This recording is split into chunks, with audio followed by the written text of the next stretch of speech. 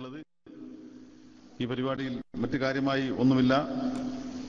ബഹുമാനപ്പെട്ട രണ്ട് അതിഥികളുടെ പ്രസംഗമാണ് പ്രധാനമായുള്ളത്. നമ്മുടെ പ്രവർത്തകരുടെ ഒന്ന് രണ്ട് ആശംസകൾ മാത്രമേ ഉള്ളൂ. ഇൻഷാ അല്ലാഹ് ഈ പരിപാടിയുടെ ഔദ്യോഗിക ഉദ്ഘാടനം നിർവഹിക്കുന്നതിന് നമ്മുടെ വിശിഷ്ടാതിഥി ബഹുമാനപ്പെട്ട പ്രൊഫസർ കെ ആലിക്കുട്ടി മുസ്ലിയാർ അവരെ സാദരം ക്ഷണിച്ചുകൊണ്ട് ഞാൻ നിർത്തുന്നു. അസ്സലാമു അലൈക്കും.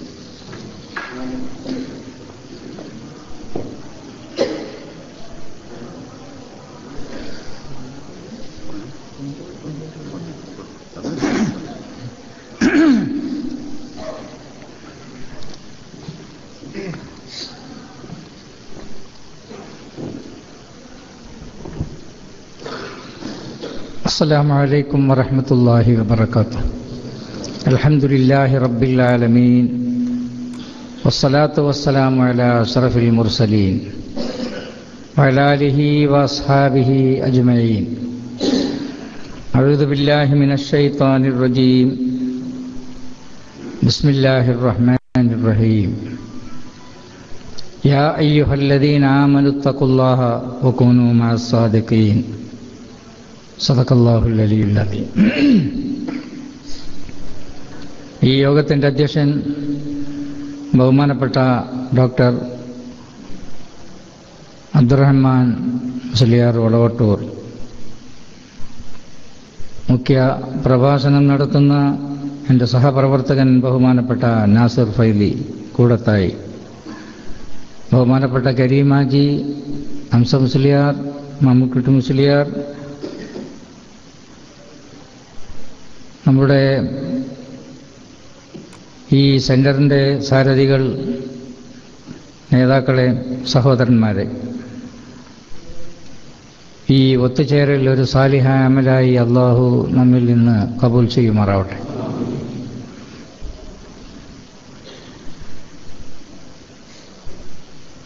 സമസ്ത കേരള ജമിയത്തുൽ ഉലമ 85 വർഷങ്ങൾക്ക് മുമ്പ് രൂപീകരിക്കപ്പെട്ട ഒരു സംഘടനയാണ്. ദീനീ പ്രവർത്തന രംഗത്ത് അഹ്ലുസുന്നത്തി വൽ ജമാഅത്തിൻ്റെ ആശയങ്ങൾ ജനങ്ങളിൽ പ്രചരിപ്പിക്കുന്നതിൽ, അത് നിലനിർത്തുന്നതിലൊക്കെ വലിയ പങ്കാണ് ഈ സംഘടന നിർവഹിച്ചു പോന്നിട്ടുള്ളത്. ലോകത്തിൻ്റെ വിവിധ ഭാഗങ്ങളിൽ വ്യത്യസ്ത കാലങ്ങളിൽ ഒരുപാട് സംഘടനകൾ നിലവിൽ വന്നിട്ടുണ്ട്. അറബ് രാജ്യങ്ങളിൽ ഖവാരിജികൾ, മുഅ്തസിലികൾ തുടങ്ങിയുള്ള പലരും നിലവിൽ വന്നു. ഭരണസ്വാധീനം ഉപയോഗിച്ച് അവരുടെ പ്രവർത്തനങ്ങളും അവരുടെ പ്രചരണങ്ങളും ധാരാളമായി നടന്നു. അങ്ങനെയുള്ള യാതൊരു നിലയിലുള്ള പ്രവർത്തനങ്ങളും ഉണ്ടാവാത്ത ഒരു മേഖലയാണ് കേരളം. വളരെ ചെറിയ തോതിലുള്ള പ്രവർത്തനം, മഹല്ലുകൾ കേന്ദ്രീകരിച്ചുകൊണ്ടുള്ള പ്രവർത്തനം, ഒറിജിനൽ ഇസ്ലാം ജനങ്ങളിൽ നിലനിർത്തുന്നതിന് അന്നുണ്ടായിരുന്ന പണ്ഡിതന്മാരും സയ്യിദുമാരും ധാരാളമായി പ്രവർത്തിച്ചിരുന്നു. അതിനിടയിൽ നമ്മുടെ നാട്ടിൽ പുതിയ ചില ശബ്ദങ്ങൾ ഉണ്ടാവാൻ തുടങ്ങുകയും പല ആളുകളും അതിലേക്ക് ആകർഷിക്കപ്പെടുകയും ചെയ്ത ഒരു സാഹചര്യം,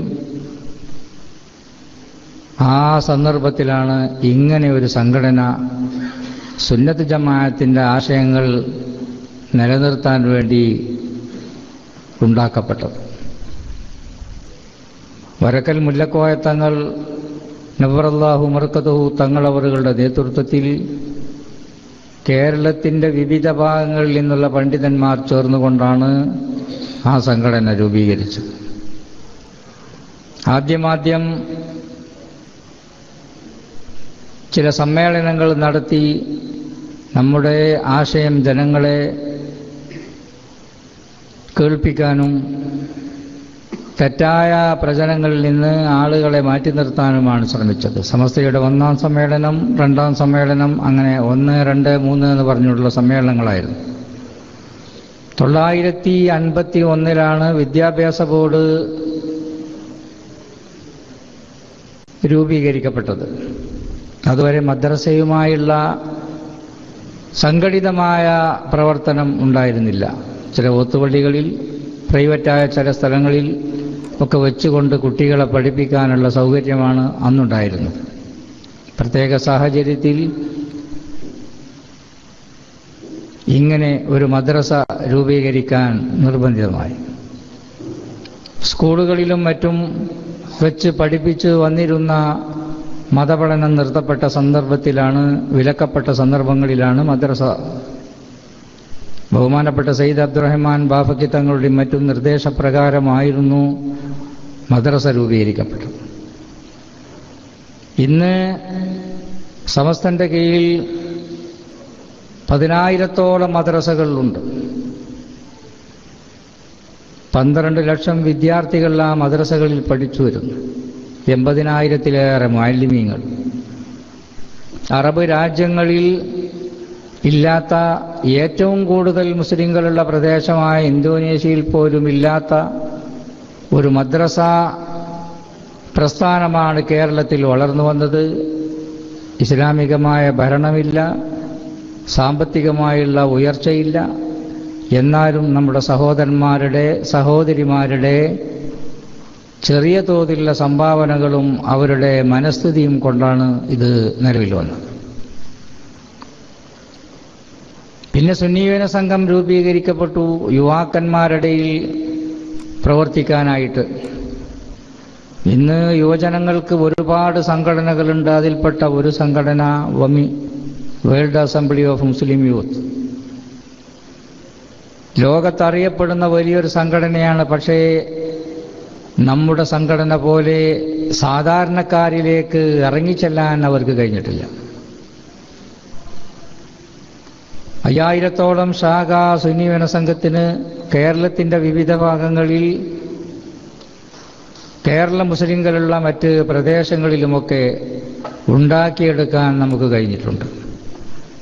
വമിയെ സംബന്ധിച്ച് പറയുമ്പോൾ അതിൻ്റെ ആസ്ഥാനം റിയാദിലാണെങ്കിൽ അവിടെ അതിന് ഓഫീസുണ്ട്, പ്രവർത്തനമുണ്ട്. പിന്നെ ദമാമിൽ ഓഫീസുണ്ട്, ജിദ്ദയിൽ ഓഫീസുണ്ട്. വലിയ പട്ടണങ്ങൾ കേന്ദ്രീകരിച്ചുകൊണ്ടാണ് അതിൻ്റെ ഓഫീസുകളൊക്കെ. എല്ലാ ജനങ്ങളിലേക്കും അവരെ പ്രവർത്തനം എത്തിക്കാൻ അതുള്ള രാജ്യങ്ങളിൽ തന്നെ സാധ്യമായിട്ടില്ല എന്ന് ചുരുക്കം. വിദ്യാർത്ഥി സംഘടന നമ്മുടെ നാട്ടിലായി, SKSF, അതുപോലെ ഇപ്പോൾ ചെറിയ മദ്രസകളിലും ചെറിയ കോളേജുകളിലൊക്കെയുള്ള കുട്ടികൾക്ക് അങ്ങനെയും സംഘടനയായി ബാലവേദി. ഏതായാലും ഒരുപാട് സംഘടനകളും പ്രവർത്തനങ്ങളും സജീവമാക്കപ്പെട്ടു. ഒരു 7 വർഷം മുമ്പ് നമ്മുടെ സുന്നീവന സംഘത്തിൻ്റെ ഒരു സമ്മേളനം കുറ്റിപ്പുറത്ത് ചേരുകയുണ്ടായി. ഇവിടെയുള്ള അറബി പത്രങ്ങൾ തന്നെ എഴുതിയത് മല്ലൂൻ വനിസ്ഫുൽ മല്ലൂൻ, 1.5 മില്യൺ ആളുകൾ ആ സമ്മേളനത്തിൽ പങ്കെടുത്തു. ഇന്ന് ഔഖാഫുമായി ബന്ധപ്പെട്ട മുഹമ്മദ് അലി അജ്ല, അദ്ദേഹം ഷാർജയിലാണെന്ന് തോന്നുന്നു ഇപ്പോൾ ജോലി ചെയ്യുന്നത്. അബുദാബിയിലെ അന്നത്തെ ഇൻഫർമേഷനുമായി ബന്ധപ്പെട്ട ഒരാൾ, അദ്ദേഹത്തിൻ്റെ നേതൃത്വത്തിലാണ് ഈ റിപ്പോർട്ടുകൾ ശേഖരിക്കപ്പെട്ടത്.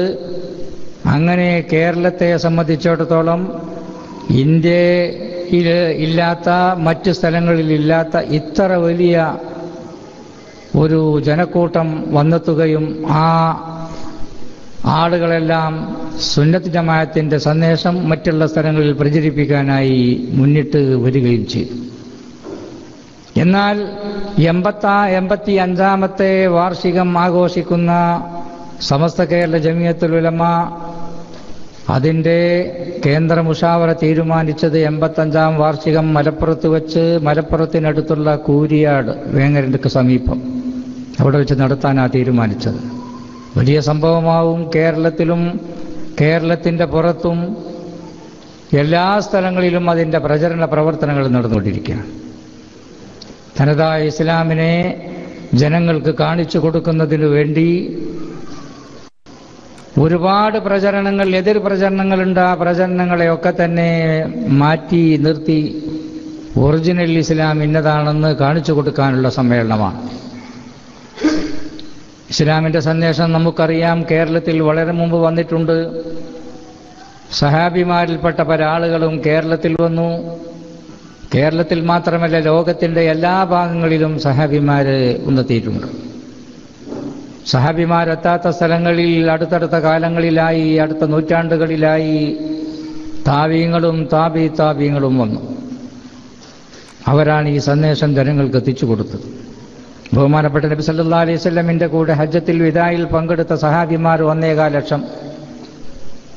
ലക്ഷം സഹാബിമാർ റസൂലുള്ളാഹിന്റെ കൂടെ പങ്കെടുത്തു. മിക്കവാറും ആളുകൾ മദീനത്തിന്റെ സമീപത്തുള്ളവർ, പരിസരത്തുള്ളവർ. പക്ഷേ മദീനത്ത് റസൂലുള്ളാഹ് താമസിച്ച ആ രാജ്യത്ത് അന്ത്യവിശ്രമം കൊള്ളുന്ന സഹാബിമാർ 10,000 പേർ മാത്രം. ബാക്കിയുള്ള ആളുകൾ എവിടെ പോയി എന്ന് ചോദിച്ചാൽ അവർ മദീന വെറുത്തു പോയവരല്ല, മദീനത്തെ വിട്ടുപോയവരല്ല, മദീനത്ത് താമസിക്കാൻ ഇഷ്ടമില്ലാതെ പോയവരല്ല. റസൂലുള്ളാഹിന്റെ അവസാനത്തെ പ്രസംഗം വഫാത്താകുന്നതിന്റെ 90 ദിവസം മുമ്പ് മക്കത്ത് വെച്ച് തങ്ങളുടെ പ്രസംഗം അറഫാ ദിനത്തിൽ തങ്ങൾ പ്രസംഗിച്ചു. അയ്യാമു തശ്രീഖിന്റെ അന്ന് പ്രസംഗിച്ചു. നെഹറിന്റെ അന്ന്, അതായത് ഹജ്ജുൽ അക്ബർ എന്ന പേരിൽ അറിയപ്പെടുന്ന ആ ദിവസവും പ്രസംഗിച്ചു. 3 ദിവസം പ്രസംഗിച്ച വിഷയങ്ങളെല്ലാം ഒന്ന് തന്നെ. ഇതേതാണ് പ്രദേശം എന്ന് ചോദിച്ചു സഹാബിമാർ. അല്ലാഹു റസൂലു അഅലം. പുതിയ പേരുണ്ടാവുന്ന കരുതിയത്. ഇതേതാണ് മാസം എന്ന് ചോദിച്ചു. അപ്പോഴും സഹാബിമാർ അല്ലാഹു റസൂലു അഅലം. മാസത്തിന് പുതിയ പേരുണ്ടാവുന്ന വിചാരിച്ചത്. സ്ഥലത്തിനെ പറ്റി, മാസത്തെപ്പറ്റി ചോദിച്ച ചോദ്യങ്ങൾക്കൊക്കെ സഹാബിമാർ പറഞ്ഞത് അല്ലാഹു റസൂലു അഅലം. സ്ഥലത്തിന് പുതിയ പേരില്ല, മാസത്തിന് പുതിയ പേരില്ല, ഒന്നും പുതിയ പേരില്ല, ഒക്കെ പഴയ പേര് തന്നെ. പക്ഷെ ആ പുതിയ പേരില്ലെങ്കിലും ആ സ്ഥലത്തിനെ, ആ പ്രദേശത്തെ, ആ ദിവസത്തെ ജനങ്ങൾ ആദരിച്ചു വരുന്ന ദിവസമാണ്, മാസമാണ്, പ്രദേശമാണ്. അത് വെച്ചുകൊണ്ട് റസൂലുള്ള പറഞ്ഞു, ഈ ദിവസത്തിന്റെ പവിത്രത, ഈ മാസത്തിന്റെ പവിത്രത, ഈ സ്ഥലത്തിന്റെ പവിത്രത വെച്ചുകൊണ്ട് നിങ്ങളോട് പറയാനുള്ളത്, നിങ്ങളുടെ രക്തം, നിങ്ങളുടെ അഭിമാനം, നിങ്ങളുടെ സമ്പത്ത് പരസ്പരം ഹറാമാണ്. ഒരാളുടെ സമ്പത്ത് ഒരാൾക്ക് അപഹരിച്ചെടുക്കാൻ പാടുള്ളതല്ല. ഒരാളുടെ അഭിമാനം ഒരാൾ ക്ഷതപ്പെടുത്തിക്കൂടാ, ഒരാളുടെ രക്തം കുത്തിയൊലിപ്പിച്ചുകൂടാ. ഇതാണ് തങ്ങളുടെ പ്രസംഗത്തിന്റെ കാതലായ ഭാഗം. 1.25 ലക്ഷം ആളുകൾ പങ്കെടുത്തിട്ടുള്ള ആ സദസ്സിൽ തങ്ങളുടെ പ്രസംഗം എല്ലാവരെയും കേൾപ്പിക്കാൻ കഴിഞ്ഞില്ല. തങ്ങൾ പറഞ്ഞു, ഫൽയുബല്ലിഗി ഷാഹിദുൽ ഗായിബ്. ഇവിടെ വന്നെത്തിയിട്ടുള്ള ആളുകൾ, ഇല്ലാത്തവർക്ക് ഈ സന്ദേശം എത്തിച്ചു കൊടുക്കണമെന്ന്. കേട്ടവർ ആ പ്രസംഗത്തിന്റെ ഭാഗങ്ങൾ മറ്റുള്ളവർക്ക് കേൾപ്പിച്ചു കൊടുത്തു. മിനിറ്റ് നേരം കൊണ്ട് തങ്ങളുടെ പ്രസംഗം എല്ലാ ആളുകളുടെ കാതിലും എത്തിച്ചു. സഹാബിമാര് മനസ്സിലാക്കി, ഈ സദസ്സിൽ മാത്രമല്ല ഇത് എത്തിച്ചു കൊടുക്കേണ്ടത്, ലോകത്തിന്റെ വിവിധ ഭാഗങ്ങളിലേക്ക് ഈ സന്ദേശം എത്തിച്ചു കൊടുക്കേണ്ടതുണ്ട്. അതുകൊണ്ടാണ് മദീനത്ത് തങ്ങളൊപ്പം ഉണ്ടായിരുന്ന ആളുകൾ മദീനം വിട്ടുപോയത്. ഇറാഖ് ഫത്ഹായപ്പോൾ കുറെ ആൾ അങ്ങോട്ട്, ഈജിപ്ത് ഫത്ഹായപ്പോൾ കുറെ ആളുകൾ അങ്ങോട്ട്, സിറിയ ഫത്ഹായപ്പോൾ കുറെ ആളുകൾ അങ്ങോട്ട്. ലോകത്തിന്റെ വിവിധ ഭാഗങ്ങളിലൊക്കെ തന്നെ സഹാബിമാർ വന്നെത്തിയിട്ടുണ്ട്. കഴിഞ്ഞ വർഷം ഞങ്ങൾ ലിബിയയിൽ ചെന്നപ്പോൾ അവിടെയുണ്ട് സഹാബിമാരുടെ ഖബർ. ആഫ്രിക്കൻ രാജ്യങ്ങളിൽ വ്യത്യസ്തമായ പല മേഖലകളിലുമുണ്ട്. ഈജിപ്തിൽ ധാരാളമുണ്ട്, സിറിയയിൽ ധാരാളമുണ്ട് സഹാബിമാരുടെ ഖബറുകൾ അവിടെയുണ്ട്. അപ്പോ എല്ലാ ആളുകളും ഈ സന്ദേശം ജനങ്ങൾക്ക് എത്തിച്ചു കൊടുക്കുന്നതിന് വേണ്ടി ഓടിയവരാണ്. അങ്ങനെ വന്നെത്തിയ സഹാബിമാർ പലരും നമ്മുടെ കേരളത്തിലുണ്ട്. വളരെ മുമ്പ് തന്നെ പള്ളി ഉണ്ടാക്കിയിട്ടുണ്ട്, മദ്രസകൾ ഉണ്ടാക്കിയിട്ടുണ്ട്. ഈ സന്ദേശം ജനങ്ങൾക്ക് എത്തിച്ചു കൊടുക്കുക എന്ന ബാധ്യത അവരേറ്റെടുത്തിരിക്കുകയാണ്. ഇന്ന് ലോകത്ത് ഈ സന്ദേശം എത്തിച്ചു കൊടുക്കാനുള്ള മാർഗം നടന്നുകൊണ്ടിരിക്കുന്നു. കഴിഞ്ഞ പ്രാവശ്യം മക്കയിൽ വെച്ച്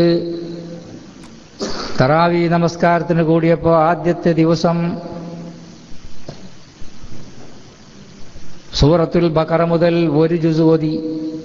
പിന്നത്തെ ദിവസം അൽ ബഖറ സയഖൂല് മുതൽ തിൽക്കർ റുസുലു വരെ ഓതി. പിന്നത്തെ ദിവസം തിൽക്കർ റുസുലുവിനോട് നോക്കിയിട്ട് ലന്തനാല് കഴിഞ്ഞ് പിന്നെ കഷ്ടൊരു പേജും കൂടി ഓതി. 29 ദിവസം കൊണ്ടൊരു ഖത്തം തീർക്കാനായിട്ട് ഈ ഓത്തിന്റെ സന്ദർഭങ്ങളിൽ ലോകത്തിന്റെ വിവിധ ഭാഗങ്ങളിലുള്ള ആളുകൾക്ക് ഇംഗ്ലീഷിലേക്ക് അതിന്റെ വ്യാഖ്യാനങ്ങൾ ഇന്നതാണ് എന്ന് അറിയിച്ചു കൊടുക്കാനുള്ള സംവിധാനം. ജർമ്മൻ ഭാഷയിലും ഫ്രഞ്ച് ഭാഷയിലും ഈ സന്ദേശം എത്തിച്ചു കൊടുക്കാനുള്ള ഖുർആൻ എന്താണ്, അതിലെവിടെയാണ് ഭീകരവാദമുള്ളത്, എവിടെയാണ് തീവ്രവാദമുള്ളത് എന്ന് മനസ്സിലാക്കാൻ അമേരിക്കക്കാർക്കും റഷ്യക്കാർക്കും ജർമ്മൻകാർക്കും ഒക്കെ ഈ ഭാഷ അറിയുന്നവർക്കൊക്കെ തന്നെ മനസ്സിലാക്കാനുള്ള സൗകര്യം. കുറച്ച് കഴിയുമ്പോൾ നമ്മുടെ ഹിന്ദിയിലും മറ്റു ഭാഷകളിലേക്കും ഈ സന്ദേശം എത്തിച്ചു കൊടുക്കപ്പെടും. ആ നിലക്ക് സന്ദേശം എത്തിക്കാനുള്ള മാർഗങ്ങൾ നടന്നുകൊണ്ടിരിക്കുകയാണ്. എല്ലാ സ്ഥലങ്ങളിലും നടന്നുകൊണ്ടിരിക്കുകയാണ്, ഇപ്പോഴും നടന്നുകൊണ്ടിരിക്കുകയാണ്. അതിന്റെ ഭാഗമായാണ് നമ്മുടെ നാട്ടിലും എത്തിയത്. ഒറിജിനൽ ഇസ്ലാം നമ്മുടെ നാട്ടിൽ ആളുകൾക്ക് എത്തിക്കപ്പെട്ടു. ഇന്നും അറബികൾ പറയും. കഴിഞ്ഞ ആഴ്ചയിൽ ഞാൻ ഒരു 3-4 എംബസികളിൽ സന്ദർശനം നടത്തുകയുണ്ടായി, ജാമ്യയുടെ സമ്മേളനത്തിലേക്ക് ക്ഷണിക്കാനായിട്ട്.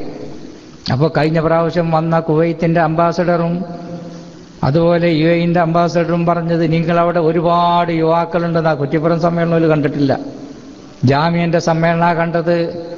ആ സമ്മേളനത്തിലേക്ക് വന്നപ്പോൾ കൃത്യ ടൈമിന് അവർക്ക് എത്താൻ കഴിഞ്ഞില്ല. ഞങ്ങൾ പറഞ്ഞിരുന്നു മഗ്രിബിന്റെ മുമ്പ് അവിടെ എത്തണം.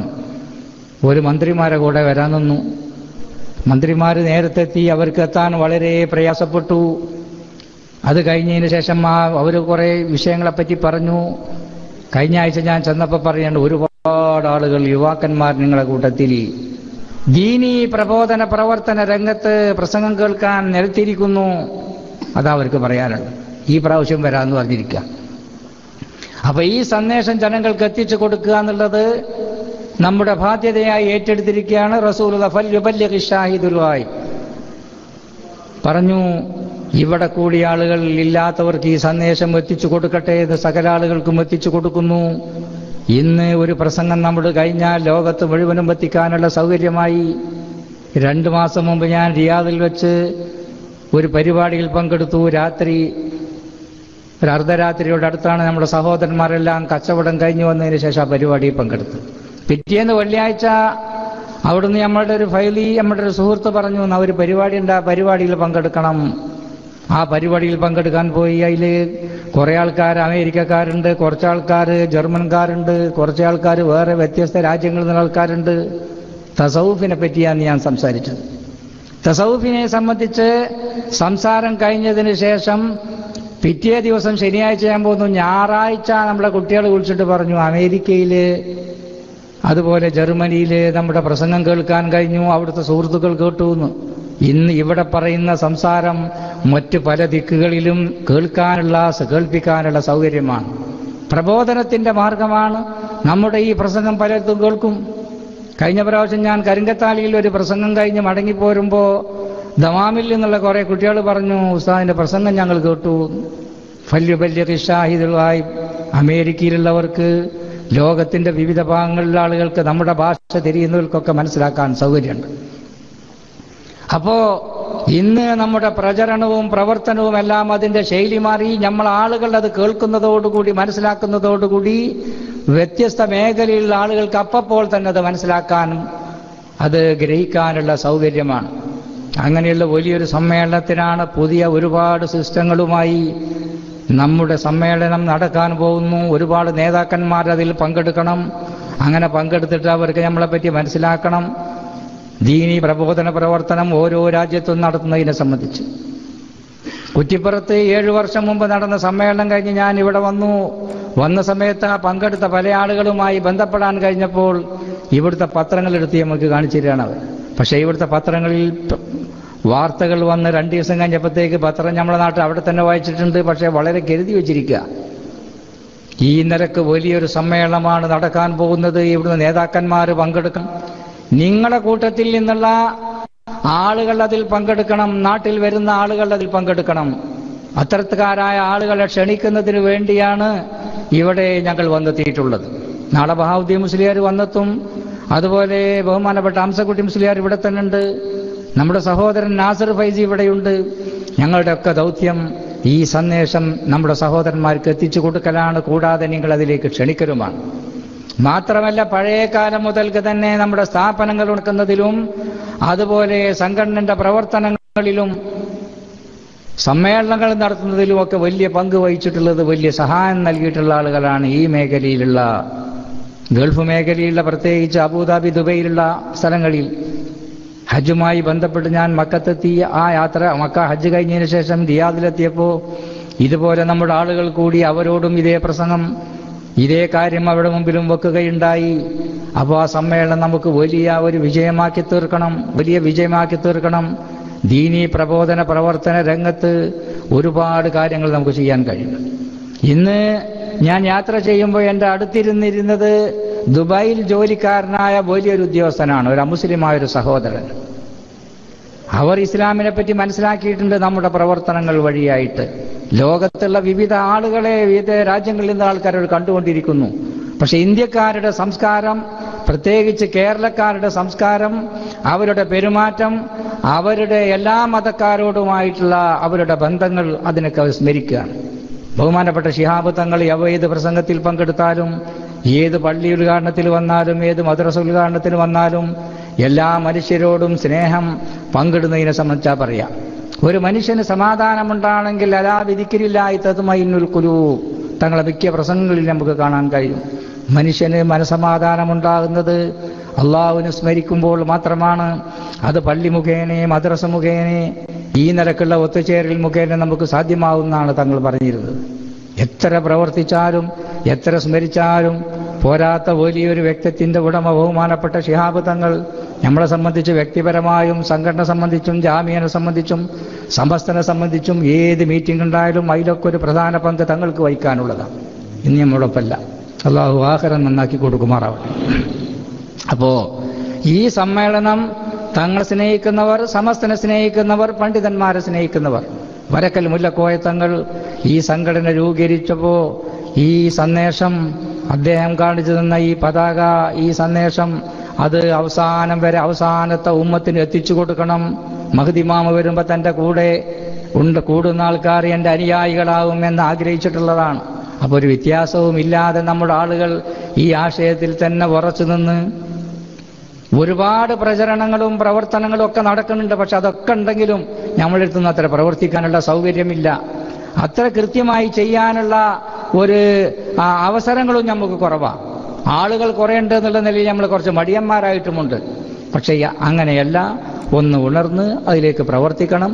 നിങ്ങളൊക്കെ തന്നെ ആ യോഗത്തിൽ പങ്കെടുക്കാൻ പറ്റുന്ന ആൾക്കാർ, കഴിയുന്ന ആളുകൾ യാത്ര അങ്ങോട്ട് അല്പം ഒരു ദിവസമോ അല്ലെങ്കിൽ ഒരാഴ്ചയോ ഒക്കെ ഒന്ന് അഡ്ജസ്റ്റ് ചെയ്ത് ആ യോഗത്തിൽ പങ്കെടുക്കാൻ, ആ പ്രാർത്ഥനയിൽ പങ്കെടുക്കാൻ നിങ്ങളെല്ലാവരും ഉണ്ടായിരിക്കണം. നിങ്ങളിൽപ്പെട്ട പലരും അതിലുണ്ടാകുമെന്ന് ഞാൻ പ്രതീക്ഷിക്കുകയാണ്. ഒരുപാട് ആളുകൾ പങ്കെടുക്കുന്ന ഒരു 4 ദിവസം നീണ്ടു നിൽക്കുന്ന ക്യാമ്പ് നാം ഉണ്ടാക്കിയിട്ടുണ്ട്. ആ ക്യാമ്പിൽ 30,000 ആളുകൾ പങ്കെടുക്കുമെന്നാണ്. അവർക്ക് ഭക്ഷണം കൊടുക്കാൻ പല ആളുകളും താല്പര്യപ്പെടുന്നുണ്ട്. അതിൽപ്പെട്ട പല ആളുകളും ഒരാൾക്കോ 2 ആൾക്കോ ഒരാഴ്ചക്കോ അല്ല 10 ആൾക്കോ 15 ആൾക്കോ എത്രയാണെങ്കിൽ അതിനനുസരിച്ച് നിങ്ങൾക്ക് അതിൻ്റെ സൗകര്യപ്രദമായ നിലയിൽ ഇവിടെ വെച്ച് തന്നെ ചില മാർഗങ്ങൾ ഉണ്ടാക്കാം. അത് ഇന്ന മരക്ക് ഇന്ന നിലക്ക് ഞാൻ പറയുന്നില്ല. എൻ്റെ ദൗത്യം ഈ സന്ദേശം നിങ്ങളിലേക്ക് എത്തിക്കലാണ്, നിങ്ങളെ യോഗത്തിലേക്ക് ക്ഷണിക്കലാണ്. നിങ്ങൾ വഴിയായി നമ്മുടെ അറബി സുഹൃത്തുക്കളും ബന്ധപ്പെട്ട ആളുകളും അറബികളല്ലാത്ത ആളുകളും ഒക്കെ ഇതിൽ പങ്കെടുക്കാൻ താല്പര്യപ്പെടുന്നവരുണ്ട്. ഞാനും നമ്മളെ അംസോലിയറും കൂടിയും കഴിഞ്ഞ പ്രാവശ്യം അലിയിൽ ആഷിമിനെ കാണാൻ ചെന്നപ്പോൾ അവിടെ തുനീഷ്യൻ്റെ ഒരു അംബാസഡർ ഉണ്ട്. നമ്മുടെ കാര്യങ്ങളെ സംബന്ധിച്ചൊക്കെ പറഞ്ഞപ്പോൾ അദ്ദേഹം പറഞ്ഞു അദ്ദേഹത്തിനും യോഗത്തിന് വരാൻ താല്പര്യം. അദ്ദേഹത്തെ ഞങ്ങൾ ക്ഷണിച്ചു. വന്നാലും വന്നില്ലെങ്കിലും നമ്മളെ സന്ദേശം ആൾക്ക് എത്തിച്ചു കൊടുത്തു. അപ്പോൾ ഒരാളിൽ നിന്ന് ഒരാളിലേക്ക് സന്ദേശം എത്തിച്ചു കൊടുക്കുക വലിയൊരു ഉണ്ടാക്കണ്ട. പ്രചരണം എന്ന് പറഞ്ഞാൽ ഒന്നായിട്ട് യോഗം കൂടി ഇങ്ങനെ തന്നെ വേണമെന്നില്ല. ഞാൻ കഴിഞ്ഞ പ്രാവശ്യം ജാമ്യയിലെ വിദ്യാർത്ഥികളൊക്കെ കൂടിയപ്പോൾ പറഞ്ഞു, സമ്മേളനത്തിന്റെ പ്രചരണം എന്ന് പറഞ്ഞത് ഇങ്ങനെ ഒരുമിച്ച് കൂടിയിട്ട് അതും അങ്ങനെയുണ്ടാവും പ്രചരണം. അല്ലെങ്കിൽ സാധാരണഗതിയിൽ നമ്മൾ ബസ് കാത്ത് നിൽക്കുന്ന സമയത്ത്, ബസ്സിൽ കയറിയ സമയത്ത്, ട്രെയിനിൽ യാത്ര ചെയ്യുന്ന സമയത്ത് അവിടങ്ങളിലൊക്കെ ഉണ്ട് പ്രചരണം. അതിന് സ്പീക്കർ വേണ്ട, അതിന് അധ്യക്ഷൻ വേണ്ട, അതിന് ഉദ്ഘാടനം വേണ്ട. തമ്മിൽ ചോദിക്കുക എന്നാ ഇപ്പോൾ ജാമ്യന്റെ സമ്മേളനം, എന്നാ ഇപ്പോൾ സമസ്തന്റെ സമ്മേളനം. ഒരാൾ ചോദിച്ചാൽ മറ്റേ ആൾ പറയുമ്പോൾ ഇന്ന യൂസാണ്, എന്തൊക്കെ അതിൻ്റെ പരിപാടി. ആ പരിപാടി അപ്പം തന്നെ പറഞ്ഞ ആ ബസ്സിൽ യാത്ര ചെയ്യുന്ന ആളുകൾക്കൊക്കെ ആ സന്ദേശം എത്തി. നിങ്ങളൊക്കെ കൂടുന്ന സന്ദർഭത്തിൽ പല സ്ഥലങ്ങളിൽ കൂടുമ്പോൾ യോഗങ്ങളില്ലെങ്കിൽ പോലും ഈ സന്ദേശം ജനങ്ങളിലേക്ക് എത്തിക്കാൻ കഴിയും, ആളുകളുടെ ചെവിടിലെത്തിക്കാൻ കഴിയും. അതാണ് ഞാൻ സൂചിപ്പിച്ചത്. അപ്പോൾ ഏതായാലും അത് വലിയൊരു വിജയമായിരിക്കണം. അതിനുവേണ്ടി ഒന്നാമതായി നിങ്ങൾ പ്രാർത്ഥിക്കണം. നമ്മളെ കുറ്റിപ്പുറം സമ്മേളനം നടത്തിയിട്ട് 1.5 മില്യൺ ആളുകൾ പങ്കെടുത്തു എന്ന് പറഞ്ഞ ഒരു മുസീബത്തും ഉണ്ടായില്ല, ഒരു അപകടം ഉണ്ടായില്ല. കുതുബുസ്സമാൻ നഗർ, കുതുബുസ്സമാന്റെ പേരിലാണ് ആ നഗർ. ഈ പ്രാവശ്യത്തേത് വരക്കൽ മുല്ലക്കോയ തങ്ങളുടെ നഗർ. പട്ടിക്കാട് നടക്കുന്ന സമ്മേളനം കുറേ കാലങ്ങളായി പൂക്കോയത്തങ്ങളുടെ വഫാത്തിന് ശേഷം ഇന്ന് വരെ പൂക്കോയത്തങ്ങൾ നഗറില്ല. വളരെ ഭംഗിയായി കൃത്യമായി നടന്നു വരുന്ന സമ്മേളനമാണ് അതും. അപ്പം അതിലേക്കും നിങ്ങളുടെ സഹായം വേണം, അതിലേക്കും അതിൻ്റെ വിജയത്തിന് വേണ്ടി നിങ്ങളുടെ പ്രാർത്ഥന വേണം. ഈ സന്ദേശം കൈമാറാൻ നിങ്ങളോടൊപ്പം വന്നെത്തി. ഇനി നാളെയും ഒക്കെയായി നമ്മുടെ ആളുകൾ വരാൻ പോകുന്നു. പല സ്ഥലത്തുമായി നമ്മുടെ ഈ പരിപാടി നടക്കുന്നു. അല്ലാഹു സുബ്ഹാനഹു വ തആല വിജയിപ്പിച്ച് തരുമാറാവട്ടെ. അതിൽ ഒരുപാട് ആളുകൾ കൂടിയുള്ള പ്രാർത്ഥന ഉണ്ട്. കുറേ ആൾക്കാർ കൂടിയുള്ള പ്രാർത്ഥനക്ക് അല്ലാഹു ഉത്തരം ചെയ്യും. കുറേ ഔലിയാക്കന്മാരുണ്ടാക്കുമ്പോൾ, കുറേ ആൾക്കാരുണ്ടാകുമ്പോൾ 40 ആളുണ്ടാകുമ്പോൾ അതിലൊരു വലിയ ഉണ്ടാവുമെന്നാ പറയപ്പെടുന്നത്. ജുമാക്ക് 40 ആൾ നിശ്ചയിച്ചതിൻ്റെ യുക്തി പറയുന്നിടത്ത് പറയും 40 ആളുണ്ടെങ്കിൽ ഒരാൾ അതിൽ വലിയുണ്ട്, ആ ദുആ വലിയൻ്റെ ദുആക്ക് ഉത്തരമുണ്ട്. വരക്കൽ മുല്ലക്കോയ തങ്ങൾ കോഴിക്കോട് വെച്ച് ഇങ്ങനെ പ്രസംഗിക്കുമ്പോൾ ഒരാൾ ചോദിച്ചു, തങ്ങളെ നമ്മളെ കൂട്ടത്തിൽ ആരാണ് വലിയ? അവിടെയുണ്ട് 40. കടപ്പുറത്ത് നടത്തുന്ന സമ്മേളനത്തിൽ ആ മീറ്റിങ്ങിൽ, സാധാരണ മീറ്റിങ്ങിലൂടെ 40, അതിലതാ വലിയ. മൂപ്പരൊന്നും പറഞ്ഞില്ല. രണ്ടാമതും ചോദിച്ചു. മൂന്നാമത്തെ ചോദ്യം ചോദിച്ചപ്പോൾ അദ്ദേഹം പറഞ്ഞു, ഇന്ന് ബൈത്തുൽ മുഖദ്ദസിൽ സുബഹി നിസ്കരിച്ച ഒരാളുണ്ട്, ഈ കൂട്ടത്തിൽ ആൾ എണീറ്റ് നിൽക്കണം.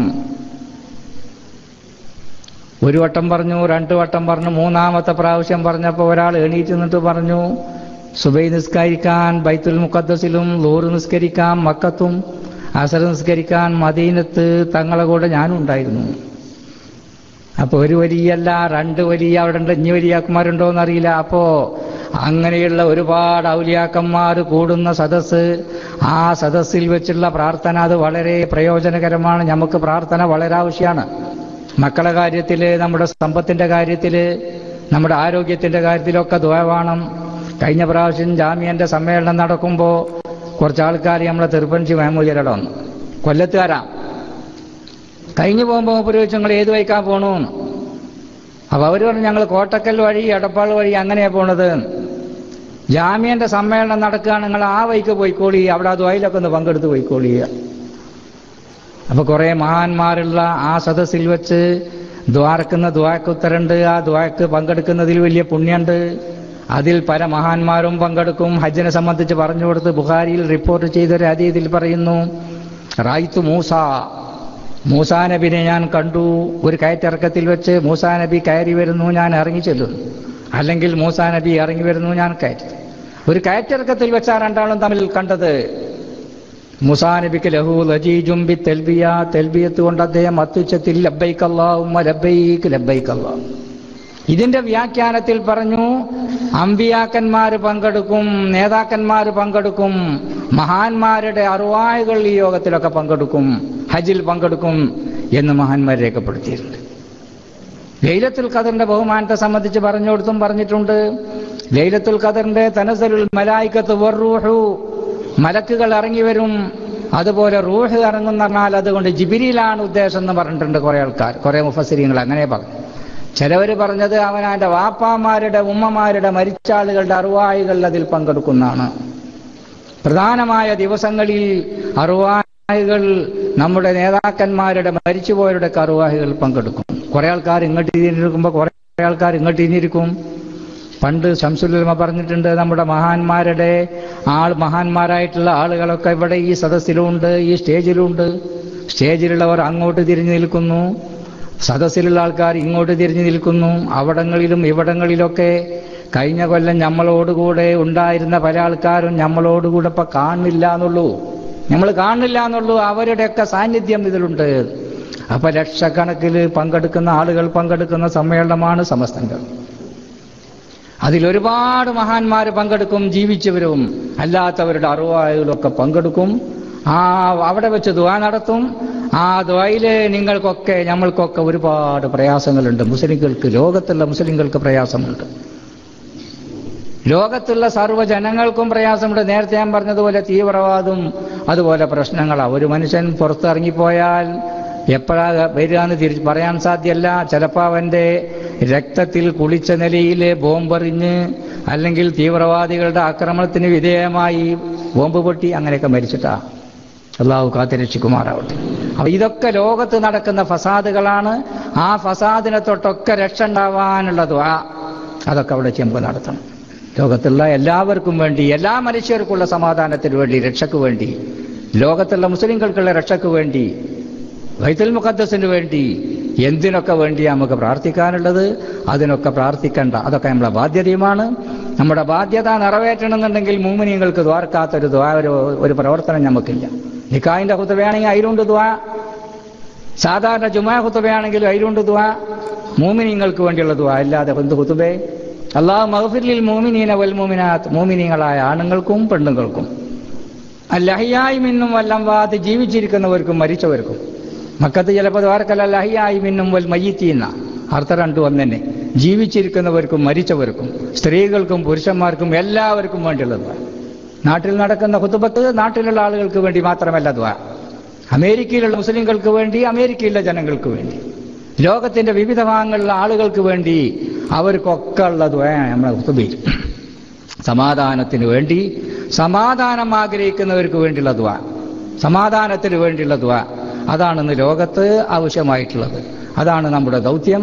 നമ്മുടെ സമ്മേളനത്തിന്റെ ദൗത്യവും സന്ദേശവും അത് തന്നെയാണ്. ആ സമ്മേളനത്തെയാണ് വിജയിപ്പിക്കേണ്ടത്. ആ സന്ദേശമാണ് ജനങ്ങൾക്ക് മുഴുവനും എത്തിച്ചു കൊടുക്കേണ്ടത്. അള്ളാഹു തൗഫീക്ക് നൽകുമാറാവട്ടെ. ഒരു കൈ നിങ്ങളെല്ലാവരും സഹായിക്കുക. നിങ്ങളുടെ സഹായം, എല്ലാ നിലയിലുള്ള സഹായവും അതിലേക്ക് ആവശ്യമാണെന്ന് ആവശ്യപ്പെട്ടുകൊണ്ട്, അഭ്യർത്ഥിച്ചുകൊണ്ട് ഞാൻ എൻ്റെ വാക്കുകൾ ഉപസംഹരിക്കുന്നു. അള്ളാഹു സുബ്ഹാനഹു വ തആല ഈ ഒത്തുചേരൽ ഒരു സാലിഹ അമലായി നമ്മിൽ നിന്ന് കബൂൽ ചെയ്യുമാറാവട്ടെ. എല്ലാ ആഫത്തുകളെ തൊട്ടും അപകടങ്ങളെ തൊട്ടും അപകട മരണങ്ങളെ തൊട്ടും അള്ളാഹു നമ്മെല്ലാവരെയും കാത്തിരക്ഷിക്കുമാറാവട്ടെ. മരിച്ചുപോയുടെ ഖബറിന് അള്ളാഹു സ്വർഗത്തിന്റെ പൂങ്കാവനമാക്കി കൊടുക്കുമാറാവട്ടെ. പാവപ്പെട്ട നാമും അവിടെ എത്തിച്ചേരുന്ന സന്ദർഭം അള്ളാഹുവിന്റെ റഹ്മത്തും മഗ്ഫിറത്തും വർദ്ധിച്ച് അള്ളാഹു നൽകുമാറാവട്ടെ. ബിറഹ്മതിക യാ അർഹമർ റഹീമീൻ. ബിസ്മില്ലാഹിർ റഹ്മാനിർ റഹീം എന്ന് ചൊല്ലി ഈ യോഗം ഉദ്ഘാടനം ചെയ്തതായി പ്രഖ്യാപിക്കുന്നു. വാഖിറു ദഅ്വാന അനിൽ ഹംദുലില്ലാഹി റബ്ബിൽ ആലമീൻ. അസ്സലാമു അലൈക്കും വറഹ്മത്തുള്ളാഹി വബറകാതുഹു.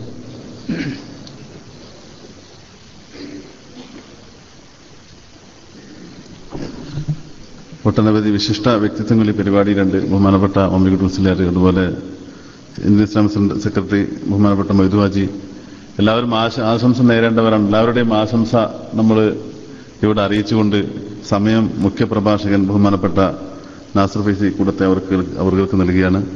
നാം ഏവരും കാത്തിരിക്കുന്ന ആ പ്രഭാഷണത്തിനായി സാദരം ബഹുമാനപ്പെട്ട നാസർ ഫൈസി ക്ഷണിക്കുന്നു.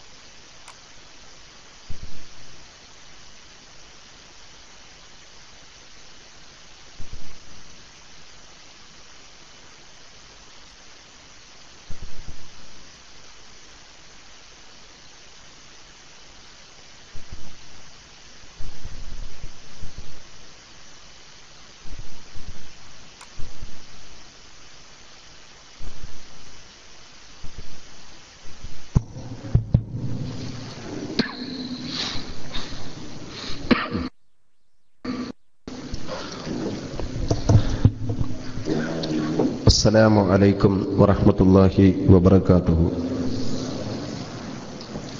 الحمد لله